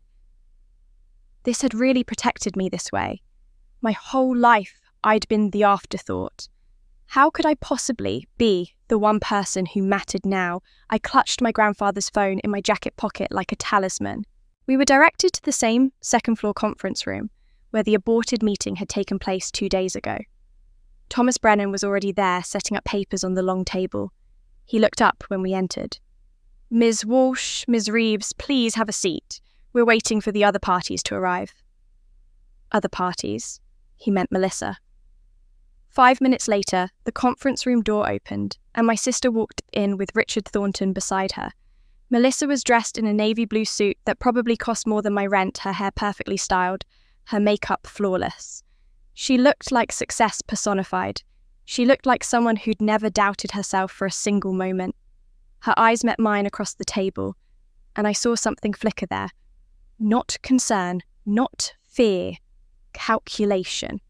She took a seat directly across from me, and Thornton placed a large briefcase on the table, opening it to reveal neatly organised file folders.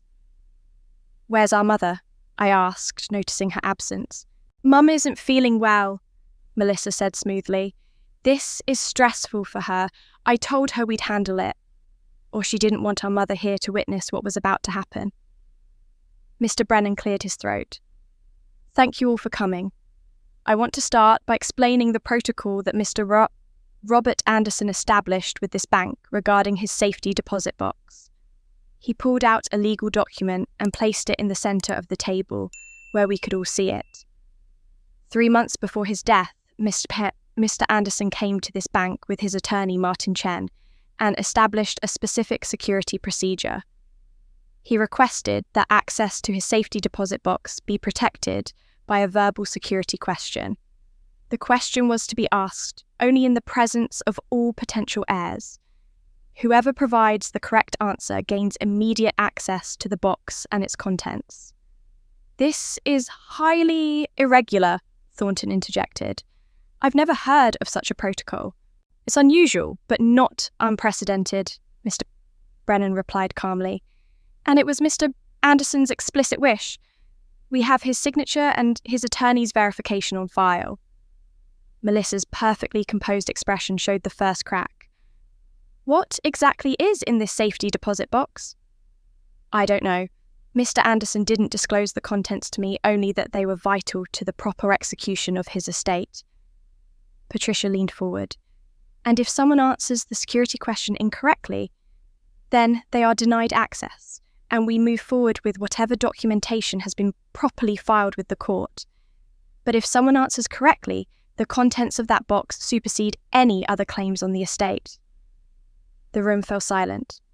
I could hear my own heartbeat thundering in my ears. I'd like to answer the question, Melissa said, her voice steady. I was my grandfather's oldest grandchild. We had a very close relationship. I'm confident I can answer whatever he asked. Mr. Brennan looked at her for a long moment, then nodded. Very well. The question your grandfather left is this. What did he tell you by the lake when you were 12 years old? Melissa blinked. The lake. Yes. What did Mr. Anderson tell you by the lake when you were 12 years old? I watched my sister's face carefully. I saw the moment she realised she didn't know, the moment panic started to set in behind her perfectly made-up eyes. We went to the lake several times when I was young, she said carefully. Which specific time are you referring to? I'm asking what you remember. What did he tell you? Melissa glanced at Thornton, who looked equally confused. She turned back to Miss Brennan. He told me I was doing well in school, that he was proud of me. Is that your answer? He told me I was smart, that I could do anything I set my mind to. Mr. Brennan's expression didn't change. Is that your answer? I could see Melissa starting to panic, now her composure crumbling. It was the day we bought the house. He told me the house would always be in the family. Ms. Anderson, I need a specific answer to the question. What did your grandfather tell you by the lake when you were 12 years old? When he taught me to drive. Her voice rose slightly. He told me to always be careful, to always... That's incorrect. Mr. Brennan's voice was gentle but firm. Melissa's face went white. That can't be right. I know my grandfather. We were close. You've provided multiple answers and none of them are correct. Ms. Walsh, would you like to try? Every eye in the room turned to me. Melissa was staring at me with an expression I'd never seen on her face before. Desperation mixed with dawning horror. She was realising that the security question wasn't about her at all. It had always been about me. I took a breath and looked at Miss Brennan. My voice, when it came out, was steadier than I'd expected. It was the summer after my parents' divorce became final. I was 12. Melissa had already left for college her freshman year at Berkeley. My mother was so lost in her own grief that she barely noticed I existed. My grandfather took me to the lake for a weekend, just the two of us. We rented a cabin. I could feel Melissa's eyes boring into me, but I didn't look at her. I kept my gaze fixed on Miss Brennan. On Liscon evening, we sat on the dock watching the sunset. I'd been so quiet that whole summer, trying to take up as little space as possible, trying not to be another burden on anyone. And he put his arm around me and said, "Your worth isn't measured by how quiet you are or how little space you take up. You're enough exactly as you are. Don't ever let anyone make you feel like you have to shrink yourself to make them comfortable." The room was completely silent. Mr. Brennan nodded slowly. "That is correct, Ms. Walsh." "That's impossible," Melissa said, her voice sharp. "I would have known about that trip." "You were at college orientation," I said quietly, finally meeting her eyes. "You weren't there. It was just me and Grandpa, no one else." "Mr. Brennan, I must object to this entire procedure," Thornton said, standing abruptly. "This security question is clearly designed to favour one heir over another. It's a form of testamentary manipulation that should be challenged." "The procedure was established legally with Mr. Anderson's attorney present and properly documented," Mr. Brennan replied. "Ms. Walsh has answered correctly. I'm now authorised to grant her access to the safety deposit box." He stood and gestured for me to follow him. Patricia rose with me. Behind us, I heard Melissa's chair scrape against the floor. "I'm coming too," she said. "The protocol specifies that only the person who answers correctly may be present for the initial opening." "Mr. Way," Brennan said, "you may wait here." We left Melissa and Thornton in the conference room and followed Mr. Brennan down a hallway to the vault. He used 2 keys to open the heavy door, and we entered a small room lined with metal boxes. He located box 247 and slid it out, placing it on the table in the centre of the room. "I'll give you privacy," he said, and stepped outside, closing the door behind him. Patricia and I stood looking at the metal box for a long moment. "Open it," Patricia said softly. I lifted the lid.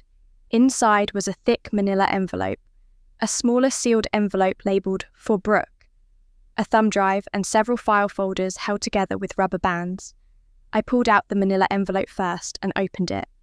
The will was right on top. 23 pages professionally printed and bound. I skimmed the first page and saw my grandfather's signature at the bottom, dated 6 months before his death. Below his signature were 2 witness signatures and a notary stamp I recognised as belonging to Martin Chen, a longtime family attorney I'd met once at a holiday dinner years ago. Patricia took the will from me and began reading carefully. While she did, I opened the smaller envelope. The letter inside was written in my grandfather's careful handwriting, the script shaky but legible. "My dearest Brooke, if you're reading this, you answered the question. I knew you would. I'm leaving you in charge of my legacy not because you're perfect, but because you're kind. You give without expecting return. You see people's pain without needing it to be about you.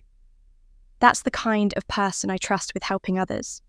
The foundation is yours to manage as you see fit. Use it to help people like us, people who've been made invisible by their own families. I love you. I'm proud of you.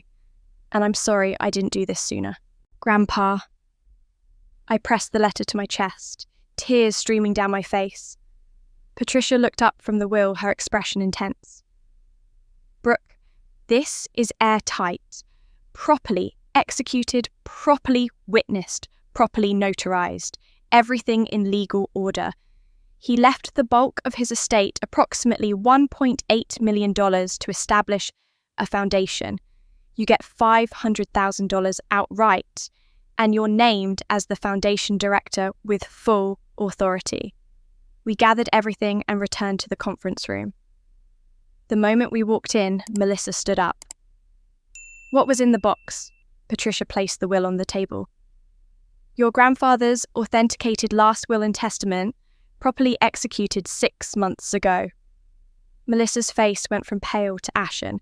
She looked at Thornton, who picked up the document and began scanning it rapidly. "This doesn't matter," Melissa said, her voice rising. "I have a more recent will, dated 4 months ago."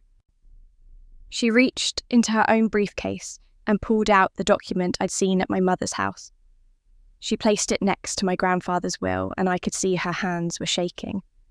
Thornton set down the will from the safety deposit box and picked up Melissa's version. He examined both, carefully comparing signatures and dates. "Both wills appear properly executed," he said slowly. Ms. Anderson's version is dated 2 months after the will from the safety deposit box, which would ordinarily supersede the earlier document. Mr. Brennan took both wills and examined them closely, his expression grave. He looked at the notary stamps on each, at the witness signatures, at every detail. Finally, he set them both down and looked at all of us. Given that we have 2 potentially valid wills with conflicting terms, I'm legally obligated to freeze all assets until probate court can make a determination about which document represents Mr. Anderson's true final wishes. I cannot execute either will until a judge reviews both and rules on their validity. How long will that take? I asked. 30 to 90 days for a court date depending on the docket. Both parties will need to present evidence and testimony. Melissa's eyes met mine across the table, and I saw something I'd never seen before in my sister's face. Fear. She knew what was coming. She knew that in a courtroom, under oath, her perfectly constructed story was going to fall apart, and there was nothing she could do to stop it. 3 days after the bank meeting, Patricia called with news. The court date is set for 6 weeks from now. That gives us time to build our case. But, Brooke, we need more than just your grandfather's will. We need to prove Melissa's will is fraudulent. Right now, both documents look equally legitimate to any judge. What about the evidence in the safety deposit box? The copies of documents she tried to get him to sign. Those show intent and pattern, which helps. But her lawyer will argue those were just drafts that your grandfather ultimately did sign a revised will, the one she's presenting. We need to prove her will is actually forged. How do we do that? We start by examining every detail of that document. The notary stamp the witnesses, the paper itself. Somewhere, there's a mistake. There always is. That same afternoon, I got a call from Daniel. Brooke, I'm back. The bank completed their investigation. They determined I accessed your grandfather's accounts for legitimate fraud prevention purposes. I've been fully reinstated. Relief flooded through me. Thank God. I'm so sorry you got caught up in this. Don't apologize. Your grandfather asked me to protect you, and that's exactly what I'm doing. Now bring me Melissa's will. I want to examine it with our document authentication team. I met Daniel at the bank the next morning. He'd arranged for us to meet with Gloria Mitchell, the bank's senior document examiner, a woman in her 60s with reading glasses on a chain and the kind of sharp eyes that miss nothing. Let me see what we're working with, she said, taking the copy of Melissa's will that Patricia had provided. She examined it under a magnifying lamp, checking every signature, every stamp, every detail. After 20 minutes, she looked up. The notary stamp is interesting. It looks authentic at first glance, but see this edge here? The impression is a bit too uniform. Real stamps have slight variations each time they're pressed, tiny imperfections. This looks like it might be a reproduction. Can you trace it? Daniel asked. I can check our notary registry. Every notary public in the state is licensed and tracked. Let me see who this belongs to. She typed the notary commission number into her computer and waited. Her expression changed. That's odd. This stamp belongs to Harold Brennan. He was a notary public for 40 years, but he retired 2 years ago. His commission expired. This stamp shouldn't have been used to notarize anything in the past 2 years. Sirs, Daniel leaned forward. Could someone be using his old stamp? That would be illegal. And according to this, Mr. Brennan reported his stamp stolen 18 months ago when someone broke into his storage unit. Police never recovered it. The case went cold. I felt my pulse quicken. Melissa's will is dated 4 months ago. If the stamp was stolen 18 months ago, then whoever stole it could have used it to notarize the fraudulent will, Gloria finished. But we'd need to prove who stole it and who used it. Can you check the witnesses listed on the will? Daniel asked. Gloria pulled up another database and typed in the names of the 2 witnesses on Melissa's document.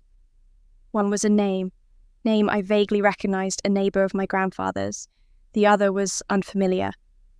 Linda Morrison lives 2 blocks from your grandfather's house. She's in her 70s.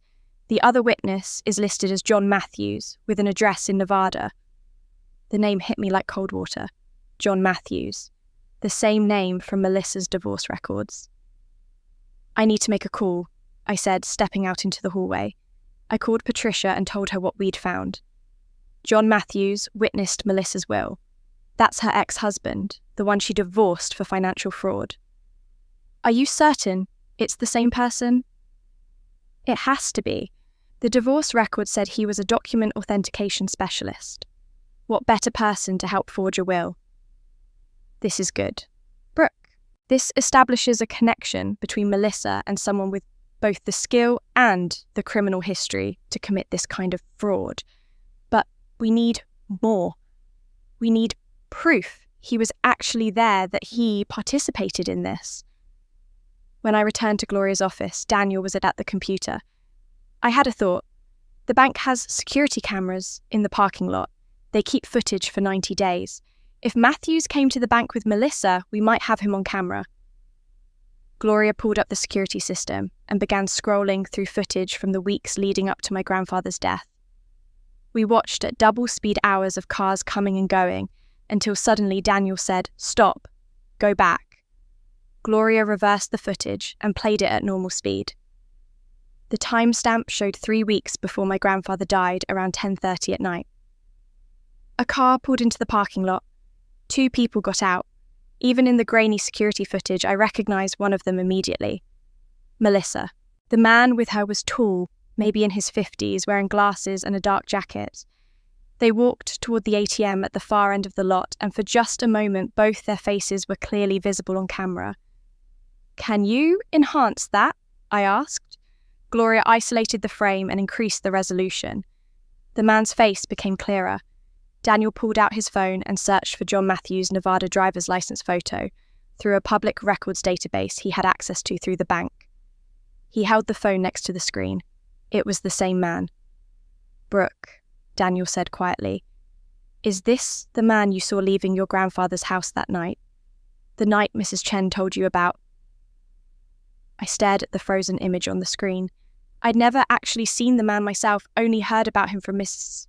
Chen. But now, looking at this face, something clicked in my memory. I had seen him, briefly, on one of my visits to check on my grandfather. A man leaving as I was arriving, Melissa standing in the doorway behind him. She told me he was a contractor, giving an estimate on roof repairs. "That's him," I said. "He was at my grandfather's house. Melissa introduced him as a contractor." "He's not a contractor," Daniel said. According to his Nevada records, John Matthews' last listed occupation was document authentication and verification specialist, until he lost his license for fraud allegations that were never proven. Patricia was right. Every lie left a trail. And we just found Melissa's. Patricia called the next morning, her voice tight with controlled excitement. "Brooke, I just received an email you need to hear about. It came through my office website contact form late last night. It's from John Matthews." My stomach dropped. Melissa's ex-husband. "What does he want?" "To help us. Let me read you what he wrote. Ms. Reeves, my name is John Matthews. I'm Melissa Anderson's ex-husband. I have been following the probate case through public court filings. I have information about the will she's presenting, and I'm willing to testify about what really happened. I've waited 5 years to stop her from doing to someone else what she did to me. Please contact me at your earliest convenience." I sat down heavily on my couch. "He wants to testify against her." "It appears so. I've already responded, asking him to come to my office tomorrow. I want you there. We need to hear his full story and assess whether he's credible." John Matthews arrived at Patricia's office at 2:00 the next afternoon. I'd been nervous about meeting him, this ghost from Melissa's past, but when he walked in, I saw someone who looked tired and worn down by life. He was tall as he'd appeared in the security footage, with greying hair and deep lines around his eyes. He shook my hand with a grip that was firm but not aggressive. "Ms. Walsh, I am sorry for your loss. I never met your grandfather, but from what I've learnt about him, he sounds like he was a good man. "Thank you," I said quietly. "Why are you doing this? Why are you willing to testify against Melissa?" He sat down across from us, folding his hands on the table. "Because I know exactly what she's capable of, and I know what it feels like to have your entire life destroyed by her lies while everyone thinks you're the crazy one." Patricia activated a recording device. "Mr. Matthews, I'm going to record this conversation with your permission. Anything you tell us may be used in court proceedings." "I understand. I want it on record. Tell us about your marriage to Melissa Anderson." He took a deep breath. "We met when she was 24. I was 30, running my own document authentication business. I verified contracts, certifications, academic credentials, that sort of thing. We got married after dating for 6 months. It was fast, but I thought I was in love with her." "When did things change?" "About a year into the marriage, I started noticing discrepancies in our finances. Money disappearing from joint accounts. Credit cards opened in my name that I never applied for. When I confronted her, she had explanations for everything. She was so convincing I believed her." He paused, his jaw tightening. "Then I got a call from a bank saying I was in default on a loan I never took out. A $100,000 business loan using my company as collateral. I told them there must be a mistake. They sent me copies of the application. My signature was on every page." "But you didn't sign it," Patricia said. "No, Melissa did. She'd been practicing my signature for months, probably longer. She knew my business, knew how authentication worked, knew exactly how to forge documents that would pass inspection. By the time I figured out what she'd done, she'd taken out 3 separate loans, totaling $200,000. My business couldn't survive the debt. I filed for bankruptcy." "Did you press charges?" "I tried, but Melissa is smart. She'd been careful. The signatures looked perfect, even to experts. I couldn't definitively prove they were forged. My own lawyer told me that unless I had video of her signing the documents, it would be her word against mine. And she was very convincing in her story that I'd taken out the loans myself and was trying to blame her to avoid responsibility." "What happened to the marriage?" "I filed for divorce. In the settlement documents, I stated my belief that she'd committed financial fraud, but without criminal charges sticking. It was just an allegation. She walked away clean. I walked away destroyed, lost my business, my savings, my reputation. Spent the next 3 years working minimum wage jobs just to pay off the bankruptcy." I felt a chill run down my spine. This was the same pattern, the same manipulation, the same perfectly forged signatures. "Where do you live now?" Patricia asked. "Nevada. I rebuilt slowly, started over in a different field, nothing to do with document authentication. I still keep tabs on Melissa through social media public records. I wanted to know if she was doing it to anyone else." "And when did you realize she was involved with Mr. Anderson?" "About 3 months before he died. I saw her posting on social media about visiting her grandfather, talking about family responsibilities. It seemed odd because in all the years I knew her, she never mentioned any family except her mother.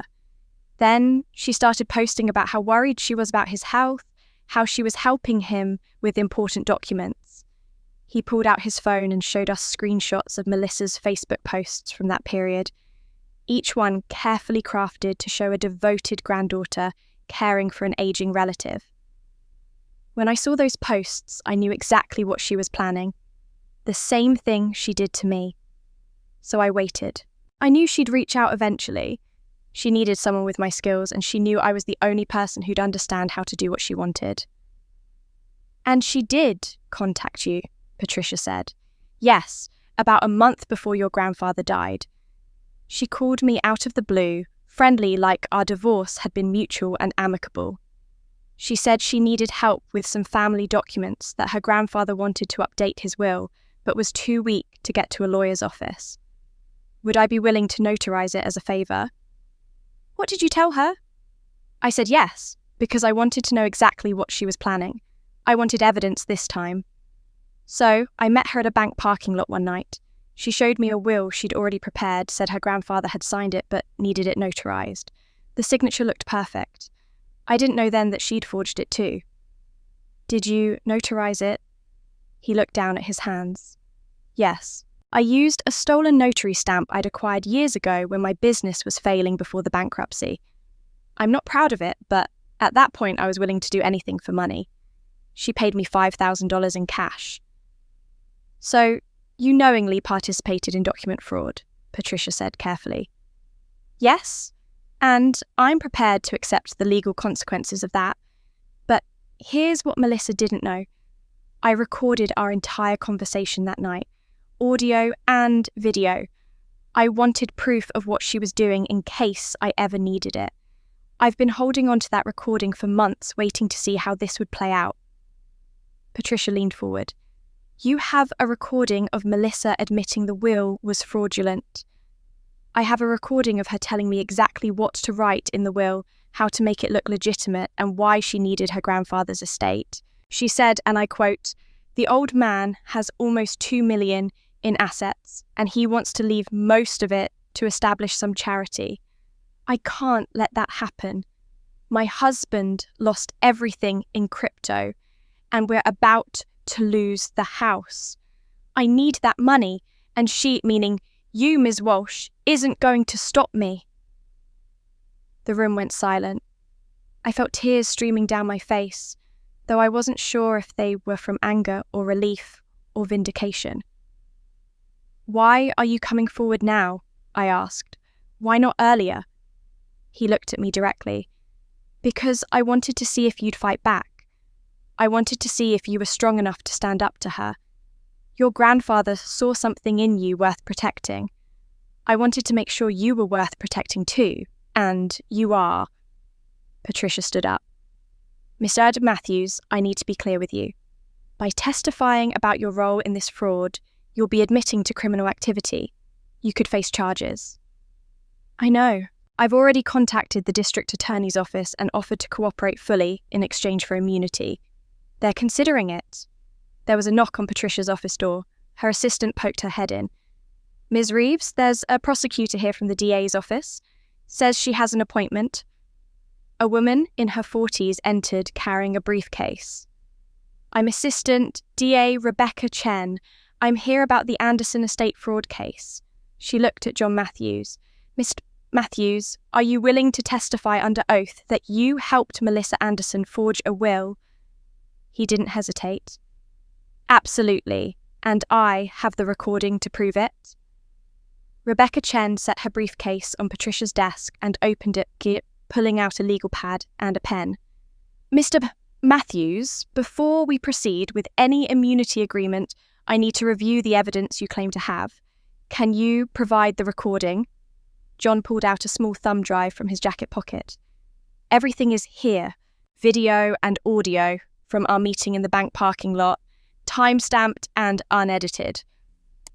Rebecca took the drive and inserted it into Patricia's computer. We all gathered around the screen as she opened the files. The video quality was grainy shot from what looked like a phone propped on a dashboard, but the audio was crystal clear. I watched Melissa's face appear on the screen, leaning into John's car window, her expression urgent and calculating. You're sure you can make this look legitimate? Her voice asked.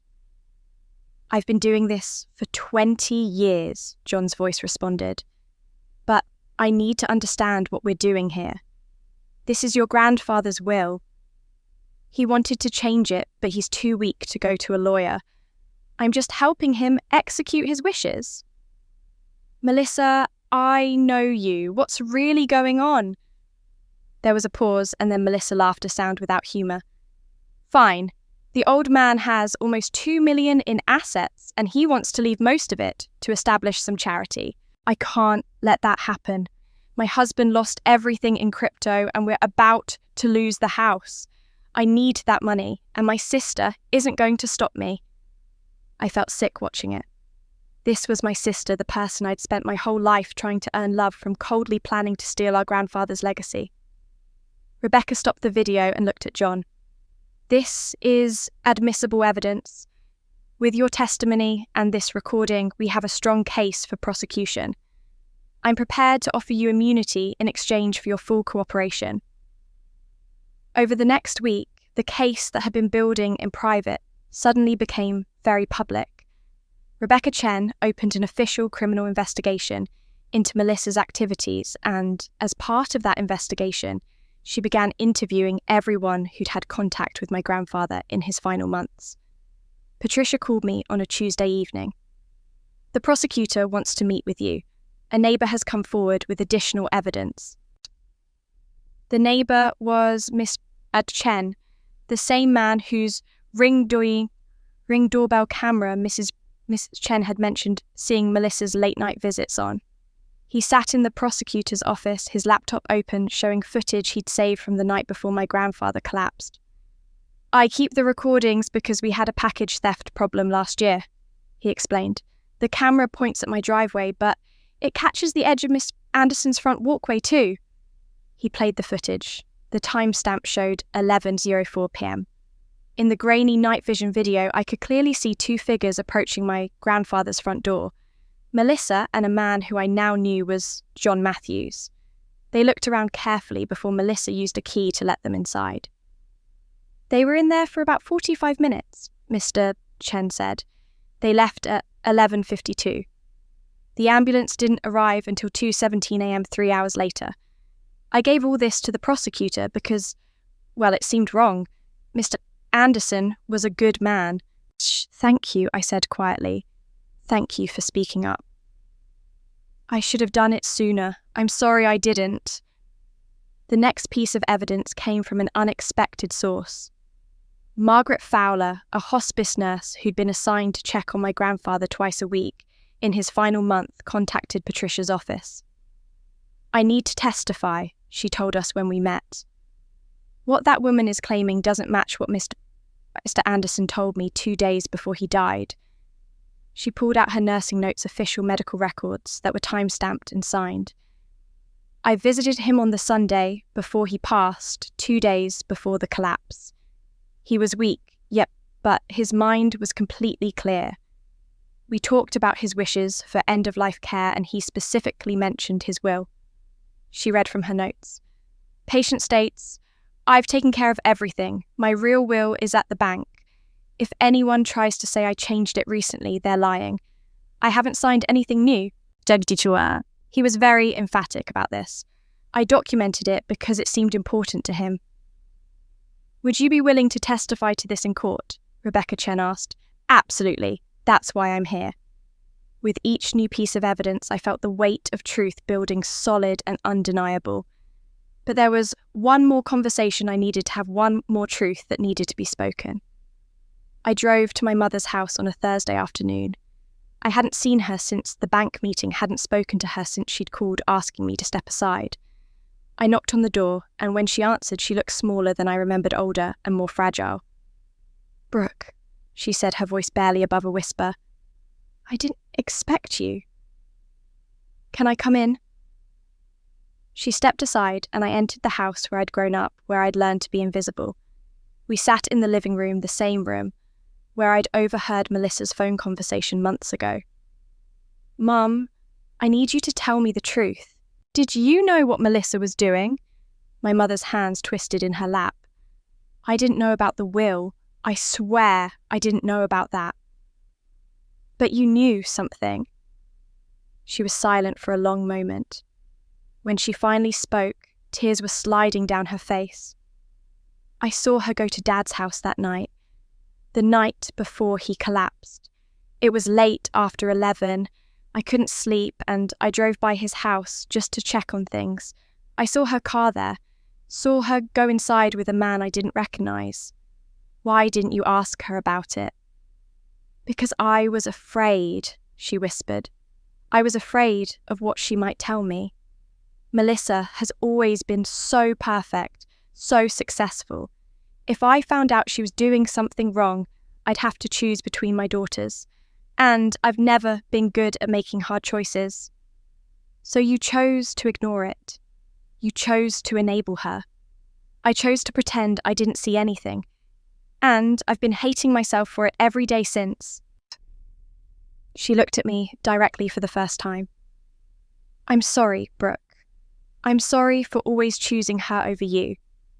I'm sorry for teaching you that you didn't matter. You deserved so much better than what I gave you. It was the apology I'd waited my whole life to hear. And now that I had it, I realised it didn't change anything. It didn't undo 35 years of being invisible. It didn't bring back my grandfather. It didn't repair what was broken. I appreciate you telling me, I said. But Mum, you're going to have to testify to what you saw. The prosecutor is going to call you as a witness. Her face went pale. Testify against Melissa, I can't do that. She's my daughter. So am I. I left my mother sitting in her living room and drove home. That evening, Rebecca Chen called with the news I'd been waiting for. We're formally charging Melissa Anderson with elder fraud forgery conspiracy to commit fraud and attempted theft. Based on the evidence, including your mother's statement, she's facing up to 15 years in prison if convicted on all counts. 15 years. My sister, the golden child, the perfect one, facing 15 years in prison. I should have felt triumphant. Instead, I just felt tired and sad for what we'd all lost. 2 days after Melissa was formally charged, I called my mother and asked if we could talk. Really talk, not the superficial conversations we'd had my entire life, but the kind of conversation where we both told the truth. She agreed to meet me at a coffee shop halfway between our homes, neutral territory, where neither of us could retreat into familiar patterns. I arrived first and chose a table in the back corner away from other customers. When my mother walked in, I barely recognised her. She'd aged years in the past few weeks. Her hair, usually carefully styled, was pulled back in a simple ponytail. She wore no makeup. Her eyes were red-rimmed from crying. She sat down across from me, her hands folded on the table, and for a long moment neither of us spoke. "Thank you for meeting me," I finally said. "Of course, you're my daughter." Her voice broke on the last word. "Am I?" The question came out harder than I'd intended. Because I've spent 35 years wondering if I actually am. Wondering what I did wrong to make you look at me the way you look at me. Like I'm a burden you're too polite to complain about. My mother flinched. "Brooke, that's not fair." "No, what's not fair is that I spent my entire childhood trying to earn your attention, trying to be good enough, quiet enough, unproblematic enough to deserve even a fraction of what you gave Melissa." I felt tears building, but refused to let them fall. "So, I'm asking you now, and I need you to be honest with me. Why was it always Melissa? What did I do wrong?" "You didn't do anything wrong." My mother's voice was barely audible. "Then why? Why did you treat me like I was invisible? Why did you always choose her?" She was crying now, tears streaming down her face. "Because she needed me, and you didn't, or at least, that's what I told myself. I was a child, Mum. Of course I needed you. But you never acted like it. You never cried when I left the room. You never threw tantrums or demanded attention. You were so independent, so self-sufficient. Even as a toddler, I could put you in a room with some toys and you'd entertain yourself for hours. You never needed me the way Melissa did. So you just gave up on me because I wasn't difficult enough." "No, it wasn't like that." She wiped her eyes with a napkin. "After your father left, I was broken, completely broken. I'd built my entire identity around being a wife, and suddenly I was a divorced single mother with 2 daughters and no idea how to survive. Melissa was 8 and she was falling apart. She cried every night. She had nightmares. She needed me constantly, and that need gave me purpose. It made me feel like I mattered, like I was still needed for something." She took a shaky breath. "And then you were born a year later. Your father's last gift before he disappeared completely. I was so angry that I was pregnant again, angry at him for leaving me with 2 children instead of 1. But you were different from the start. You were quiet, content, easy, and I was so exhausted from Melissa's neediness that I thought you being easy was a blessing. It wasn't a blessing, Mum. It was me learning to not ask for things because no one was paying attention anyway. I know that now, but at the time I convinced myself you didn't need me, that you were fine on your own, and that made it easier to pour everything into Melissa because she very obviously wasn't fine. I leaned back in my chair trying to process this. When did you realise I wasn't fine? Years ago, maybe when you were 16, 17. I'd see you at the dinner table so quiet, so withdrawn, and I'd wonder when that happened. When did my easy child become invisible? But by then the pattern was set. Melissa needed me, you didn't, and I didn't know how to change it without admitting I'd failed you. So you just kept failing me. Yes, the admission was simple, although devastating. I kept failing you because it was easier than facing what I'd done. Is that why you always defended Melissa, even when you knew she was wrong? My mother's face crumpled. I need to tell you something I've never told anyone. She took a long, shuddering breath. When Melissa was 19, she tried to hurt herself. I felt my chest tighten. What? She didn't get into Yale. She'd applied early decision, was so certain she'd get in. When the rejection came, she had a complete breakdown. I found her in the bathroom with a bottle of pills. We got her to the hospital in time and the doctors said she'd be okay, but they warned me. They said she had severe anxiety and depression, that she'd built her entire sense of worth on external achievement, and that she'd need therapy and constant support. My mother's hands were shaking. The therapist told me that I'd inadvertently taught her that love was conditional on success, that she only mattered when she was perfect. And I'd lived in absolute terror ever since, that if I didn't give her everything, if I questioned her or challenged her or failed to support her completely, she'd try again. And next time, we might not get her to the hospital in time.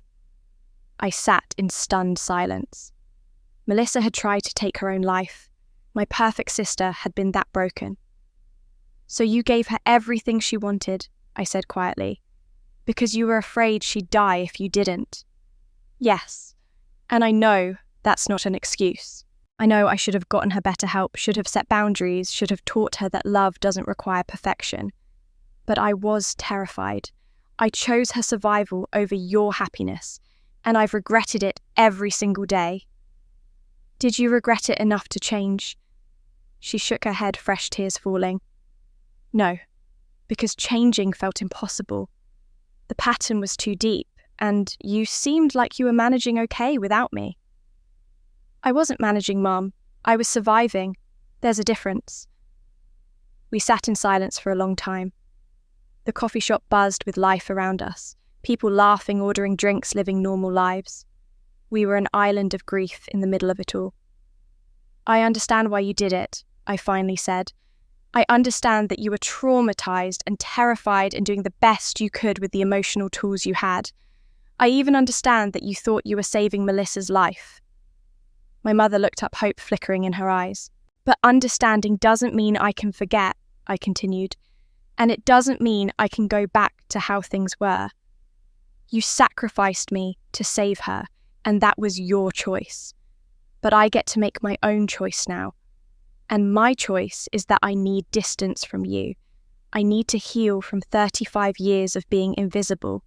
And I can't do that while still trying to earn love from someone who taught me I wasn't worth loving as I was. Brooke, please. I'm not saying forever. I'm just saying not now. Maybe not for a long time. I need you to respect that. My mother stood up, grabbing her purse. I do respect it, and, Brooke, for what it's worth, I'm sorry. I'm sorrier than I know how to say. I know you are. She turned to leave, then stopped. Do you think you'll ever be able to forgive me? I thought about my grandfather's voice on that recording. Your worth isn't measured by how quiet you are or how little space you take up. I don't know, I said honestly, but I forgive myself for not being what you needed me to be. And right now, that's enough. She nodded, tears streaming down her face, and walked out of the coffee shop. I sat alone at the table for a long time afterward, feeling lighter and heavier at the same time. I'd finally asked the question I'd been too afraid to ask my whole life, and I'd gotten an answer that explained everything and changed nothing, but at least now I understood. And understanding, even without forgiveness, was its own kind of freedom. 3 months had passed since I'd walked out of that coffee shop. 3 months of depositions, document reviews, and sleepless nights. 3 months of living in limbo while lawyers argued over my grandfather's legacy. The probate hearing was scheduled for a Tuesday morning in late January. I dressed in the same black suit I'd worn to the bank meeting, the one that had become my armour for this battle. Patricia met me on the courthouse steps at 8:30. "Are you ready?" she asked. "I've been ready for 3 months. "Good. Remember, this is probate court, not criminal court. The judge is only deciding which will is valid. Melissa's criminal trial will come later. Today is about honouring your grandfather's wishes, not punishing your sister." We entered the courtroom, a wood-panelled space that smelled like old books and furniture polish. The judge's bench loomed at the front, empty for now. I took my seat at the petitioner's table with Patricia beside me. Across the aisle, Melissa sat with Richard Thornton. This was the first time I'd seen her since the charges were filed. She'd lost weight, and there were dark circles under her eyes that makeup couldn't quite hide. She didn't look at me. She stared straight ahead, her jaw tight, her hands folded on the table in front of her. My mother sat in the gallery behind Melissa. When our eyes met, she gave me a small, sad smile. I nodded in acknowledgement, but didn't smile back. At 9 o'clock, the bailiff called us to rise. Judge Sandra Morrison entered, a woman in her 60s with steel grey hair and an expression that suggested she'd seen every kind of family drama imaginable and was impressed by none of it. "Please be seated," she said, settling into her chair and pulling a file toward her. "We're here today to determine the validity of competing wills in the estate of Robert James Anderson deceased. I want to make something clear from the outset.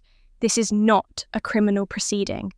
I'm not here to determine anyone's guilt or innocence. I'm here to decide which document represents the true final wishes of the deceased regarding the distribution of his assets." She looked at both tables. "Councillors, this is a bench hearing.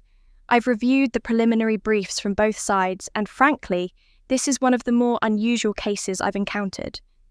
Ms. Thornton, you're representing the respondent. Please present your case." Richard Thornton stood buttoning his suit jacket. "Your Honour, my client, Melissa Anderson, is presenting a will executed by Robert Anderson 4 months before his death. This document was properly notarized by Harold Brennan, witnessed by 2 individuals who have submitted sworn affidavits and filed with my office 3 months before Mr. Anderson's passing." He approached the bench and handed the judge a copy of the will. "This document clearly expresses Mr. Anderson's wishes to leave the bulk of his estate to his granddaughter Melissa, who had been his primary caregiver in his final years. The will is dated more recently than the competing document, and should therefore supersede any previous testamentary instruments." "And your position on the validity of the other will?" Judge Morrison asked. "The petitioner's will was dated 6 months before death, making it older and therefore invalid once the newer will was executed. Additionally, the petitioner, Brooke Walsh, had been attempting to financially manipulate Mr. Anderson in his final months, asking him for loans he couldn't afford. My client believes this undue influence led to the earlier will, which Mr. Anderson later regretted and amended." I felt rage building in my chest, but Patricia's hand on my arm kept me seated and silent. "Ms. Reeves," the judge said, turning to our table. Patricia stood, and I was struck by how calm and confident she appeared. "Your Honour, the petitioner's position is straightforward. The will from the safety deposit box is the authentic final testament of Robert Anderson. The competing will presented by Ms. Melissa Anderson is a forgery created through conspiracy between Ms. Anderson and a document specialist named John Matthews, who has provided sworn testimony and recorded evidence of the fraud. She approached the bench with our evidence file. We have substantial proof. First, the security question protocol Mr. Anderson established at First National Bank, which only Ms. Brooke Walsh could answer correctly. Second, documentation that the notary stamp used on Ms. Anderson's will belongs to a notary whose commission had expired and whose stamp had been reported stolen. Third, testimony from John Matthews, Miss Melissa Anderson's ex-husband, admitting his role in creating the fraudulent document and providing audio recordings of Ms. Anderson describing her scheme. Fourth, testimony from a hospice nurse that Mr. Anderson specifically stated 2 days before his death that he had not changed his will. And fifth, ring doorbell footage showing Ms. Anderson and Mr. Matthews entering Mr. Anderson's home late at night shortly before his death. Judge Morrison was silent for a long moment, reviewing the documents. This is quite a substantial case you've built, Ms. Reeves. Mr. Thornton, how does your client respond to these allegations? Thornton stood again, but some of the confidence had drained from his voice.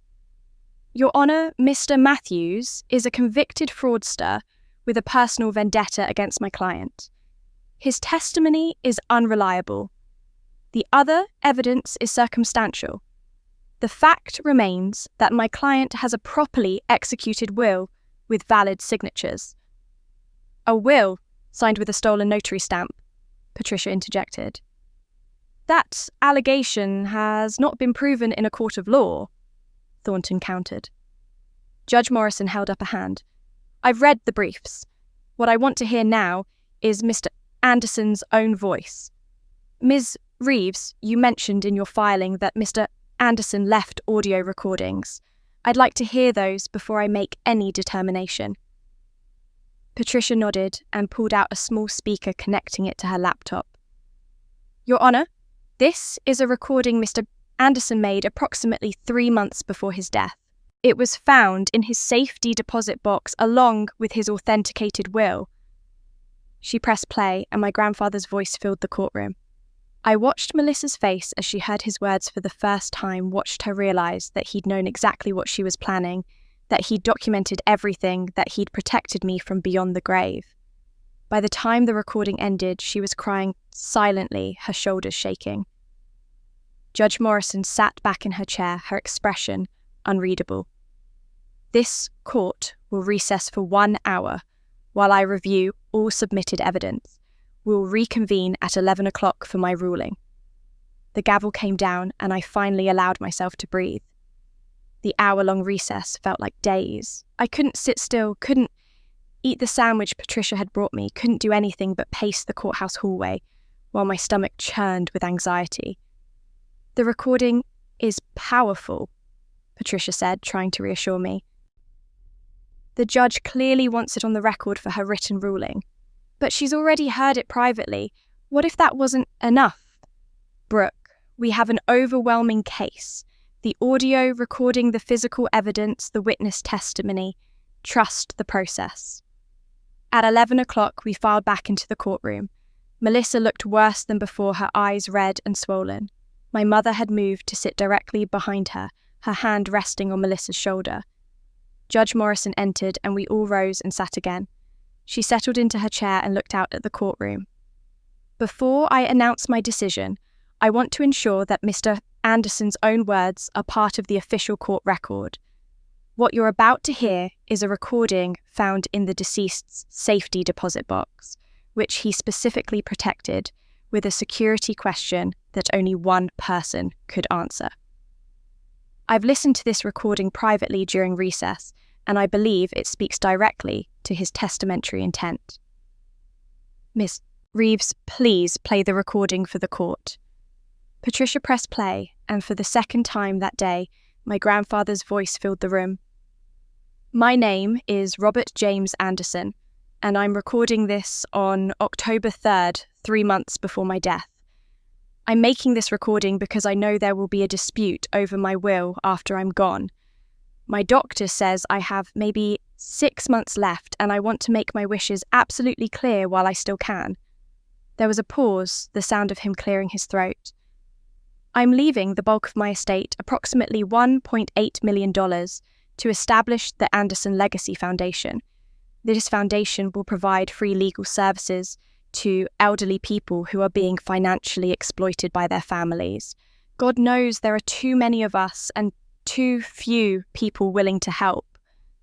I heard my mother gasp softly behind me. The foundation will be run by my granddaughter, Brooke Walsh. She'll receive $500,000 outright for her own security, and she'll have full authority to manage the foundation as she sees fit. I'm choosing Brooke not because she's perfect, but because she understands what it means to give without expecting return. His voice grew stronger, more pointed. I need to explain why I'm not leaving anything substantial to my other granddaughter, Melissa. This isn't a decision I made lightly, and it's not one I made out of anger. It's a decision I made based on 30 years of watching how both my granddaughters treat other people. I could hear Melissa's quiet crying from across the aisle. Brooke spent $15,000 of her own savings to pay my medical bills last year. She told her mother she'd gone on vacation to Hawaii so no one would know what she'd really done. She never asked me to repay her. She never even told me she'd done it until I found out myself and confronted her. That's the kind of person she is. So Melissa, on the other hand, has visited me exactly twice in the past 5 years. Both times, she asked me for money. The first time was $30,000 to cover what she said was a business investment opportunity. The second time was $50,000 because her husband had made some bad financial decisions. I gave her the money both times because she's my granddaughter, and I loved her. She never paid back a single dollar.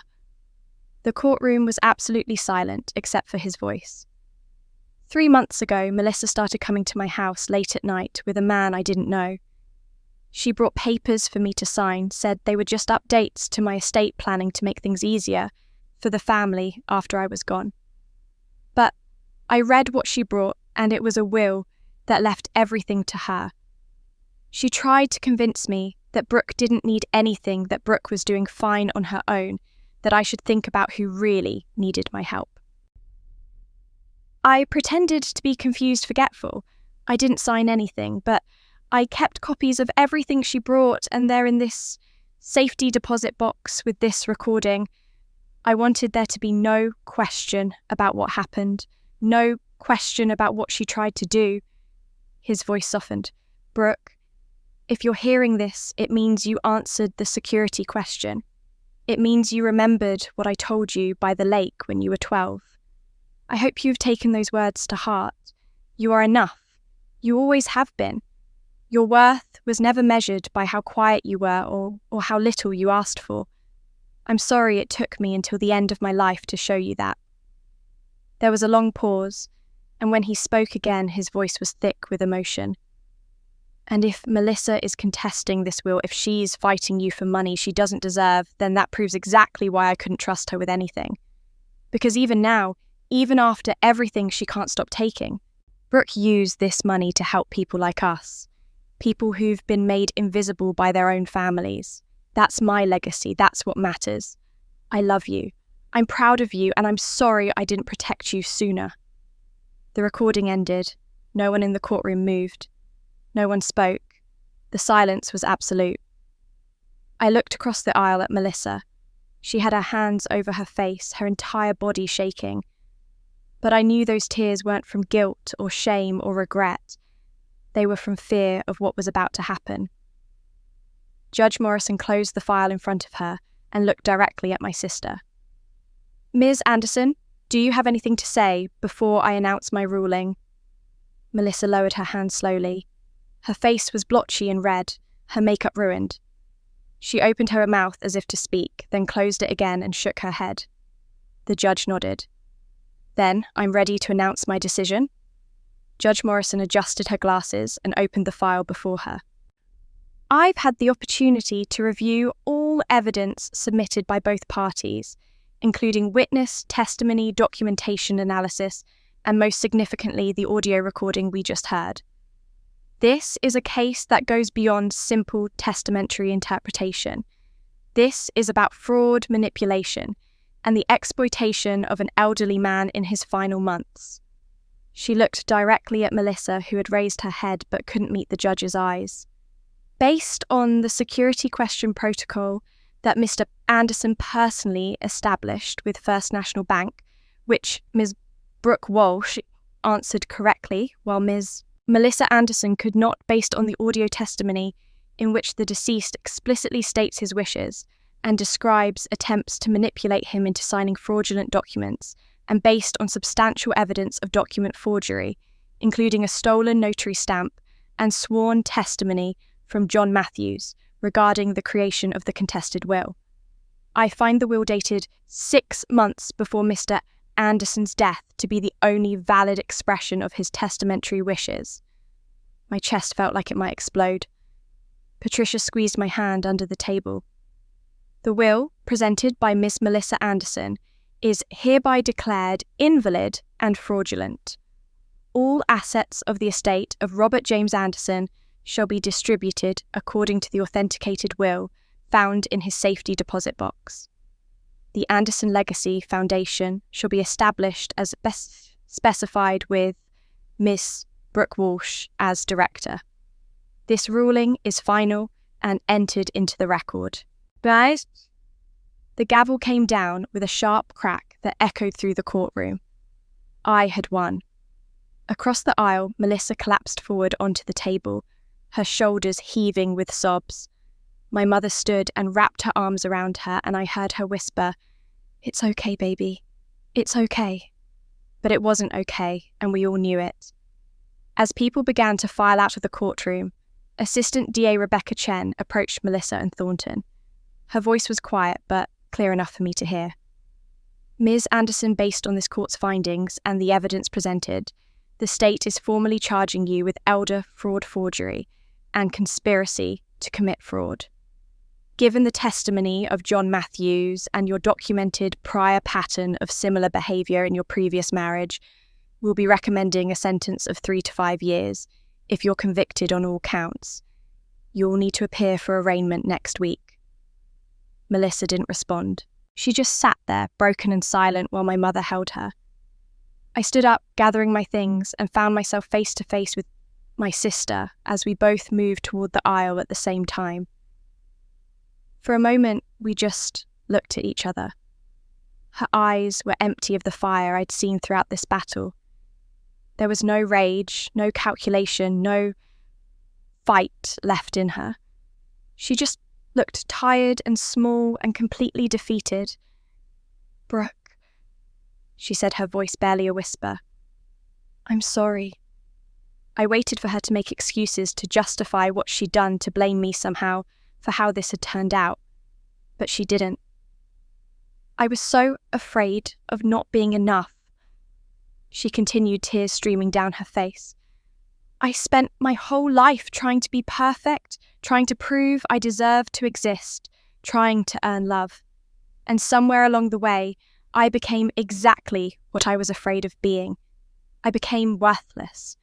Not because I failed, but because I stopped caring about anyone but myself. For the first time in my life, I saw my sister as she really was.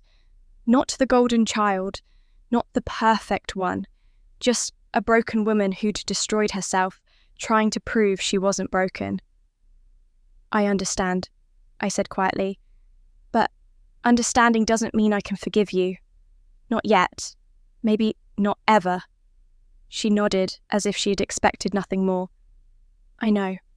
I don't deserve forgiveness. I just wanted you to know that Grandpa was right about everything. About you, about me, about all of it." My mother guided Melissa toward the exit, and I watched them go. 2 women I'd spent my life trying to please, trying to be worthy of trying to earn love from. And now they were just 2 people I used to know, walking away into whatever consequences awaited them. Patricia touched my arm gently. "We should go. There are reporters outside. Are you ready for that?" I nodded, though I wasn't sure I was ready for anything. We pushed through the courthouse doors into the January cold, and immediately cameras flashed and microphones were shoved toward my face. Voices overlapped, shouting questions I couldn't distinguish from each other. One voice cut through, clearer than the others, a reporter with a press badge from the local news station. "Ms. Walsh, how does it feel to win against your own sister?" I stopped, looked directly at the camera, and for once in my life I knew exactly what to say. "I didn't win anything," I said to the reporter, my voice steady despite the cameras and microphones. "My grandfather won. His wishes were honoured and his legacy will help people who need it. That's what today was about. Not winning or losing, but justice." I walked away before anyone could ask another question, Patricia clearing a path through the crowd of reporters to where her car was parked. We drove back to my apartment in silence. When she dropped me off, she squeezed my hand. "You did it, Brooke. It's over." "Thank you," I said, "for everything. Call me if you need anything. Otherwise, I'll be in touch about the foundation paperwork in a few days." I climbed the stairs to my apartment, unlocked the door, and stepped inside. The space was exactly as I'd left it that morning, but somehow it felt different, lighter, like the weight that had been pressing down on me for months had finally lifted. I set my purse and keys on the kitchen counter and stood there for a long moment, not quite knowing what to do with myself. The legal battle was over. The truth was out. Justice had been served. But I still had one thing left to do. I went to my bedroom and opened the drawer where I'd been keeping the documents from the safety deposit box. Beneath the copies of the will and the evidence folders was a cream-coloured envelope sealed with my name written in my grandfather's careful handwriting. I'd seen this envelope the day I first opened the safety deposit box, but I'd made myself a promise. I wouldn't read it until everything was truly finished, until the legal battles were over, and I could read his words without the weight of the fight hanging over me. Now, finally, I could keep that promise. I sat on my bed, broke the seal, and pulled out 3 pages of my grandfather's handwriting. The paper was his personal stationery, the kind he used for important letters. The date at the top was 1 week before he died. "My dearest Brooke," it began. "If you're reading this, then you've already heard the recording I left for you.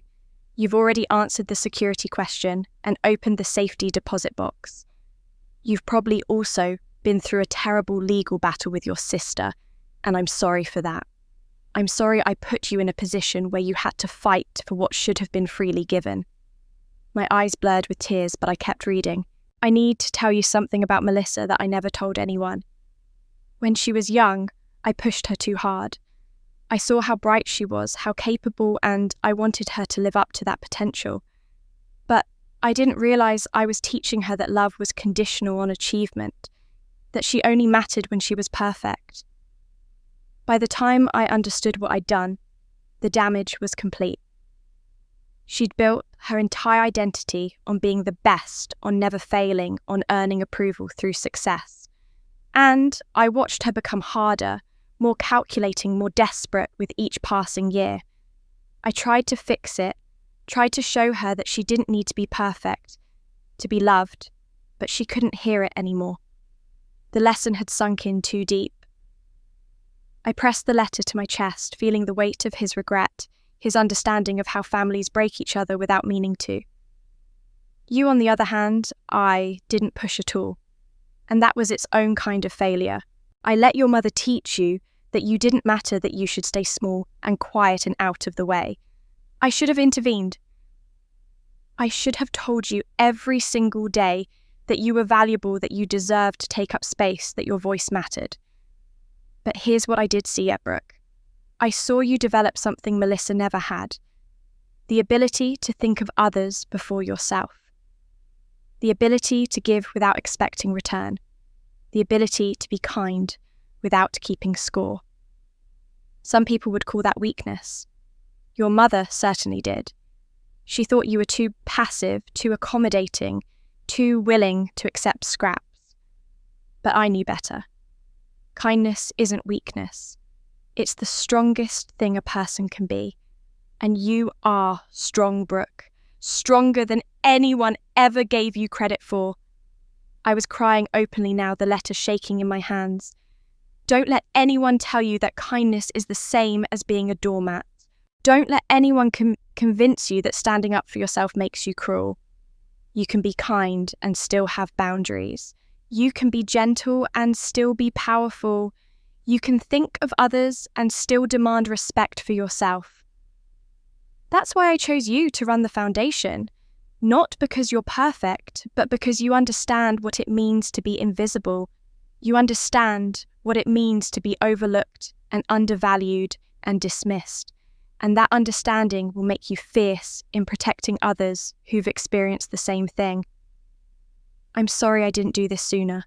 I'm sorry I let your mother and sister treat you the way they did. I'm sorry I didn't tell you every day that you were my favourite, that you were the one who made me proud, just by being exactly who you are. I love you, Brooke. I always have. And I'm proud of you. Not for what you've accomplished or what you've achieved, but simply for being kind in a world that punished you for it. Live boldly. Live loudly. Take up space. You've earned it. Grandpa. I sat on my bed holding his letter, crying so hard I could barely breathe.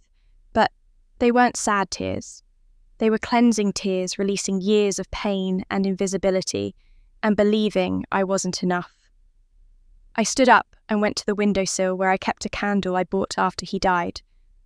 I lit it now, watching the flame flicker to life in the darkening room. "Thank you," I whispered. "Thank you for seeing me." My phone buzzed on the nightstand. I picked it up and saw 47 missed calls, all from Melissa's number. There were text messages too, dozens of them, each one begging me to call her back to talk to her to help her. I looked at the messages for a long moment, then set the phone face down on the table. I would deal with Melissa when I was ready. But right now, I needed to sit with my grandfather's words and let them heal the parts of me that had been broken for so long. The candle burned steadily, a small light in the gathering darkness. And for the first time in my life, I felt like I was enough. 6 weeks passed. 6 weeks of paperwork and meetings with Patricia about establishing the foundation. 6 weeks of learning what it meant to build something from nothing. 6 weeks of slowly discovering who I was when I wasn't trying to earn anyone's approval. I hadn't spoken to Melissa since the courthouse. Her criminal trial was scheduled for late spring, and according to Patricia, she'd accepted a plea deal that would give her 3 years in prison instead of 5. I felt nothing when I heard that news. Not satisfaction, not sadness, just a distant sense that justice was being served somewhere far away from me. I'd exchanged a few brief text messages with my mother, mostly about practical matters related to clearing out my grandfather's house. We were polite to each other, careful like two strangers who'd once known each other in another life. So when I heard a knock on my apartment door on a Thursday evening and found my mother standing in the hallway, I was genuinely surprised. "Mum, what are you doing here?" "I needed to see you." She looked older, thinner than the last time I'd seen her. "Can I come in?" I hesitated, then stepped aside. She entered my small apartment, looking around as if seeing it for the first time, though she'd been here before years ago. I didn't offer her coffee, I didn't ask her to sit. I just stood there waiting. "I've been thinking a lot these past weeks," she finally said, "about everything that happened, about everything I did wrong, and I realised I never actually apologised to you. Not really, not for the things that mattered." "You apologised at the coffee shop." "No," I explained. "I gave you reasons, but I didn't say the words you deserved to hear." She looked directly at me and I saw tears in her eyes. "I'm sorry, Brooke. I'm sorry I chose Melissa over you every single time. I'm sorry I made you feel invisible in your own family. I'm sorry I taught you that love had to be earned through silence and self-sacrifice. You deserved so much better than what I gave you." The words I'd waited 35 years to hear hung in the air between us. "I'm not saying this to make you forgive me," she continued.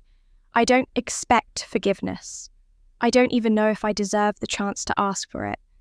I just wanted you to hear at least once that I was wrong, that you weren't the problem, that you never were. I felt something inside me start to crack, but not in a breaking way, in an opening way. Thank you for saying that, I said quietly. But you're right. It doesn't change what happened. It doesn't change how I grew up feeling like I didn't matter, like I was a burden you were too polite to complain about. I know. And it doesn't change the fact that you enabled Melissa to do what she did. You saw her going to Grandpa's house that night, and you chose not to ask questions because you didn't want to know the answers. My mother flinched but didn't look away. You're right. I was a coward. I've been a coward your entire life. We stood there in my small living room, the silence heavy between us. I forgive you, I finally said. Hope flickered across her face. But I need you to understand what that means, I continued. I forgive you because holding onto this anger is destroying me from the inside. I forgive you because I deserve to be free from the weight of resentment. I forgive you because my grandfather taught me that kindness is strength, not weakness. I took a breath. But forgiveness doesn't mean I'm coming back to family dinners. It doesn't mean we're going to have the mother-daughter relationship we never had. It doesn't mean I trust you or that I want you in my daily life.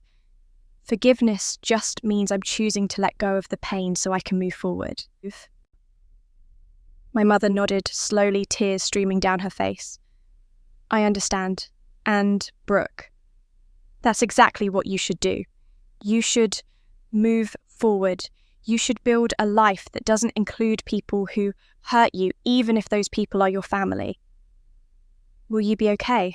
I asked, surprising myself with the question. Eventually. Melissa will be gone for 3 years. That's 3 years for me to figure out who I am, when I'm not trying to keep her from falling apart. Maybe I'll even learn how to be alone without being terrified. She gave me a sad smile. You learned how to do that. Maybe I can too. I walked her to the door.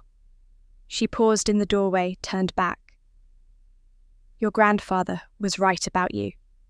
You're stronger than any of us ever were. Goodbye, Mum. Goodbye, sweetheart. I closed the door behind her and stood there for a long moment, feeling the weight of the conversation settle over me. It wasn't the reconciliation some part of me had always imagined. There was no tearful embrace, no promise to do better, no commitment to rebuild what was broken. But it was honest, and maybe that was more valuable than false hope. I went to my desk and pulled out a piece of paper. I'd been writing a lot lately, journaling, trying to process everything that had happened. But tonight, I wanted to write something specific. Dear 18-year-old Brooke, I began, you're about to spend the next 17 years of your life trying to earn love from people who are never going to give it to you the way you need it. You're going to make yourself smaller and quieter and more convenient. And you're going to tell yourself that this is what good people do. You're wrong. You didn't need them to see you. You just needed to see yourself. And I promise you, eventually, you will. It's going to take longer than it should. It's going to hurt more than it should. But you're going to find your voice. And when you do, it's going to be powerful. You are enough. You always were. Love, 35-year-old Brooke. I folded the letter and tucked it into my grandfather's letter, 2 messages across time, both telling me the same truth. I was enough. I always had been. 1 year later, I stood in front of a brick building on the east side of town, looking up at the sign that had been installed that morning. The Anderson Legacy Foundation, free legal advocacy for elder financial abuse victims. The letters were bronze, gleaming in the autumn sunlight. Patricia stood beside me along with Daniel and a small group of community members who'd helped us get to this point. A local reporter was there too, documenting the opening for the evening news. Are you ready? Patricia asked. I nodded, though my hands were shaking slightly. This was it. the culmination of a year of planning, fundraising, hiring staff, and building something my grandfather had entrusted me to create. We cut the ribbon together, and I unlocked the door to the foundation's office for the first time. The space was modest but warm, with comfortable chairs in the waiting area and 3 private consultation rooms where attorneys could meet with clients. On the wall was a photograph of my grandfather smiling, taken at the lake the summer I was 12. I'd barely finished giving the reporter a tour when our first client arrived. She was a woman in her 70s, her hands trembling as she clutched her purse. She looked around the office nervously, as if she might bolt at any moment. "Can I help you?" I asked gently. "I saw the news story this morning," she said, her voice barely above a whisper. "About this place. About helping people like me." She took a shaky breath. "My son took all my retirement money. He said he was investing it for me, but I found out he used it to pay off his gambling debts. I don't have anything left, and I don't know what to do." Sure. I guided her to a chair and sat down across from her. "You came to the right place. We're going to help you. That's what we're here for." As I called one of our staff attorneys to begin the consultation, I felt something settle into place inside me. This was why. This was what my grandfather had seen in me, what he'd trusted me to do. Not just to take care of myself, but to help others who'd been made invisible by the people who were supposed to love them. That evening, Daniel and I drove back to the house we'd bought together 6 months ago. It wasn't a mansion. It was a modest 3-bedroom craftsman with a garden in the back and a front porch where we drank coffee on weekend mornings. I'd used part of my inheritance for the down payment, save the rest for security. I didn't need luxury. I needed peace. Daniel cooked dinner while I changed out of my professional clothes into jeans and a sweater. No power suits for me. I'd learned I could be taken seriously while being comfortable, could be powerful while being authentic. "How does it feel?" Daniel asked as we sat down to eat. "First day officially open." "Terrifying, exhilarating, right." I smiled at him. "Thank you for being here through all of this." "Where else would I be?" He reached across the table and took my hand. "Your grandfather asked me to protect you, but you didn't need protecting. You just needed someone to stand beside you while you found your strength." After dinner, the reporter who'd covered the opening called and asked if she could include one more quote in her story. "Do you have any regrets?" she asked, "about the family relationships you lost in this process?" I thought about Melissa serving time in prison.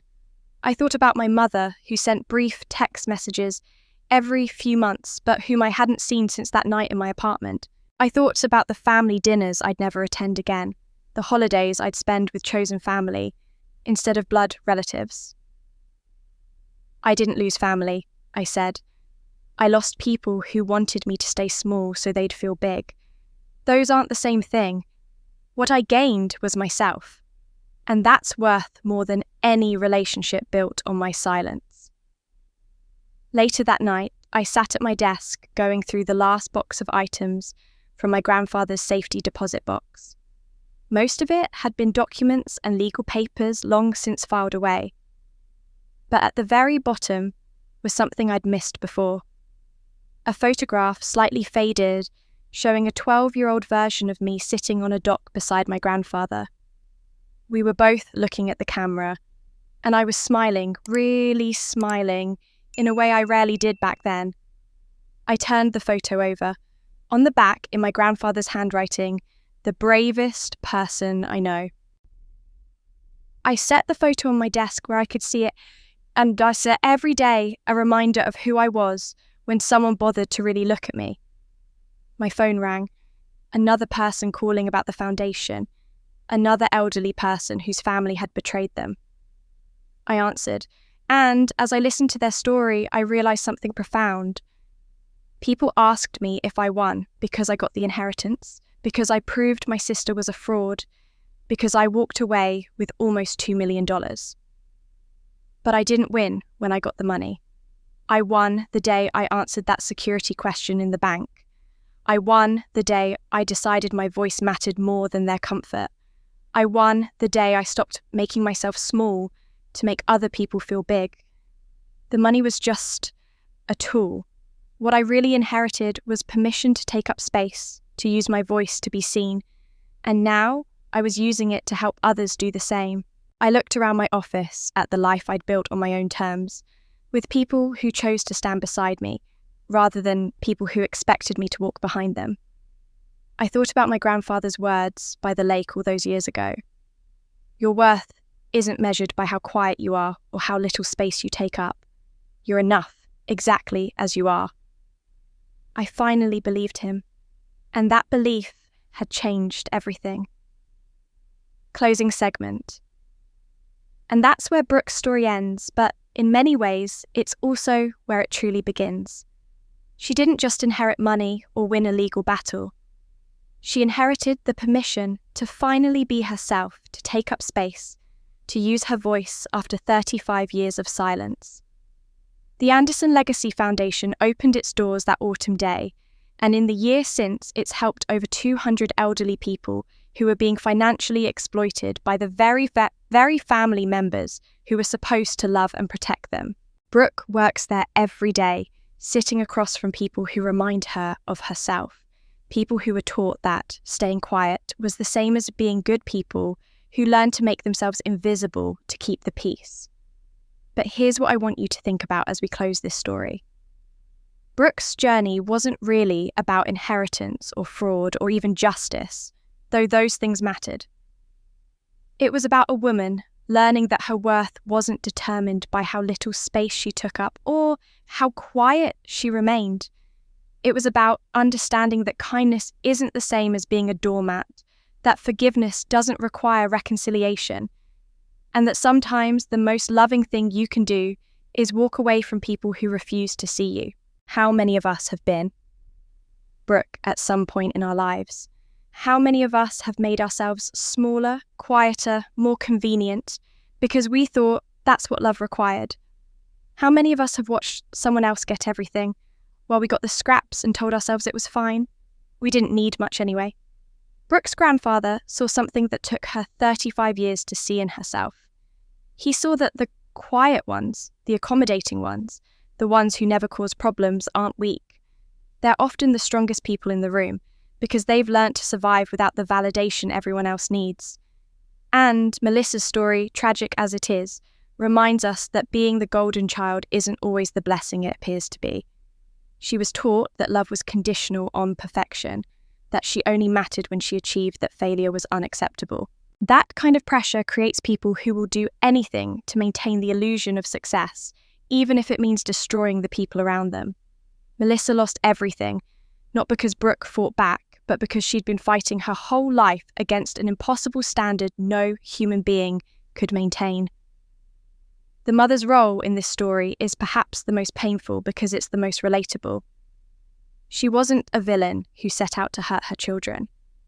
She was a broken woman doing the best she could with the emotional tools she had, making impossible choices between two daughters she loved in her own limited way.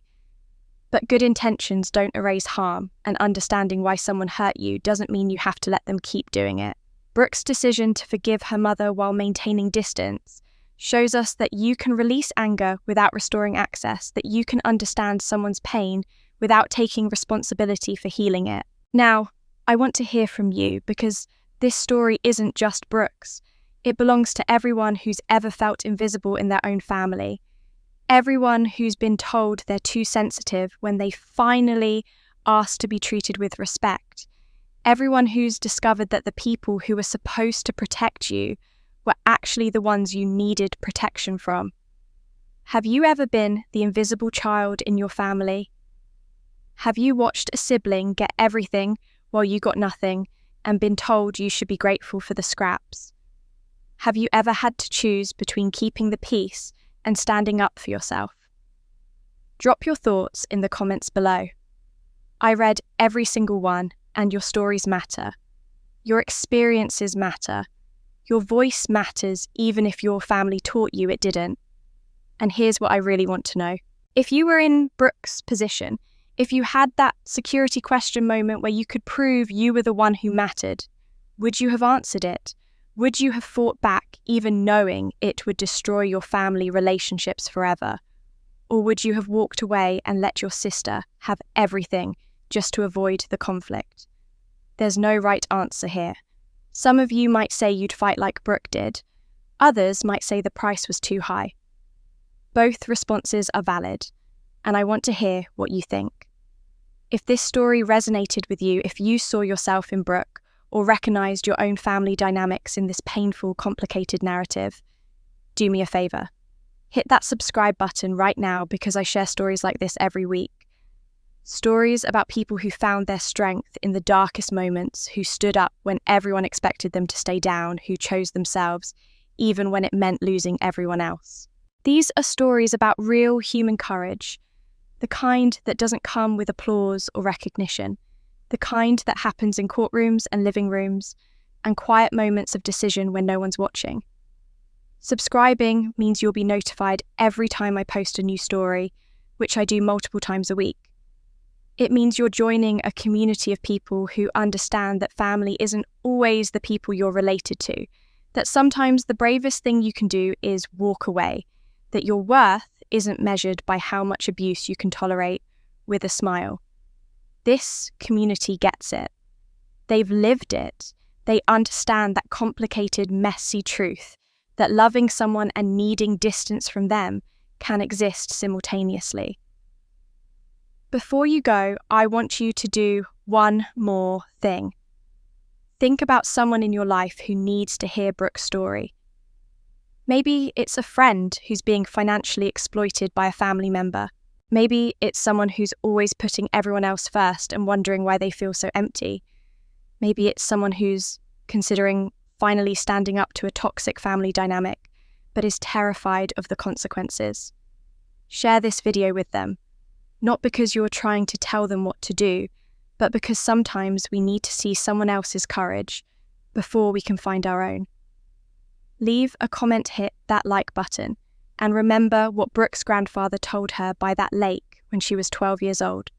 Your worth isn't measured by how quiet you are or how little space you take up. You're enough exactly as you are. Don't let anyone, family included, convince you otherwise. Thanks for watching, and I'll see you in the next story.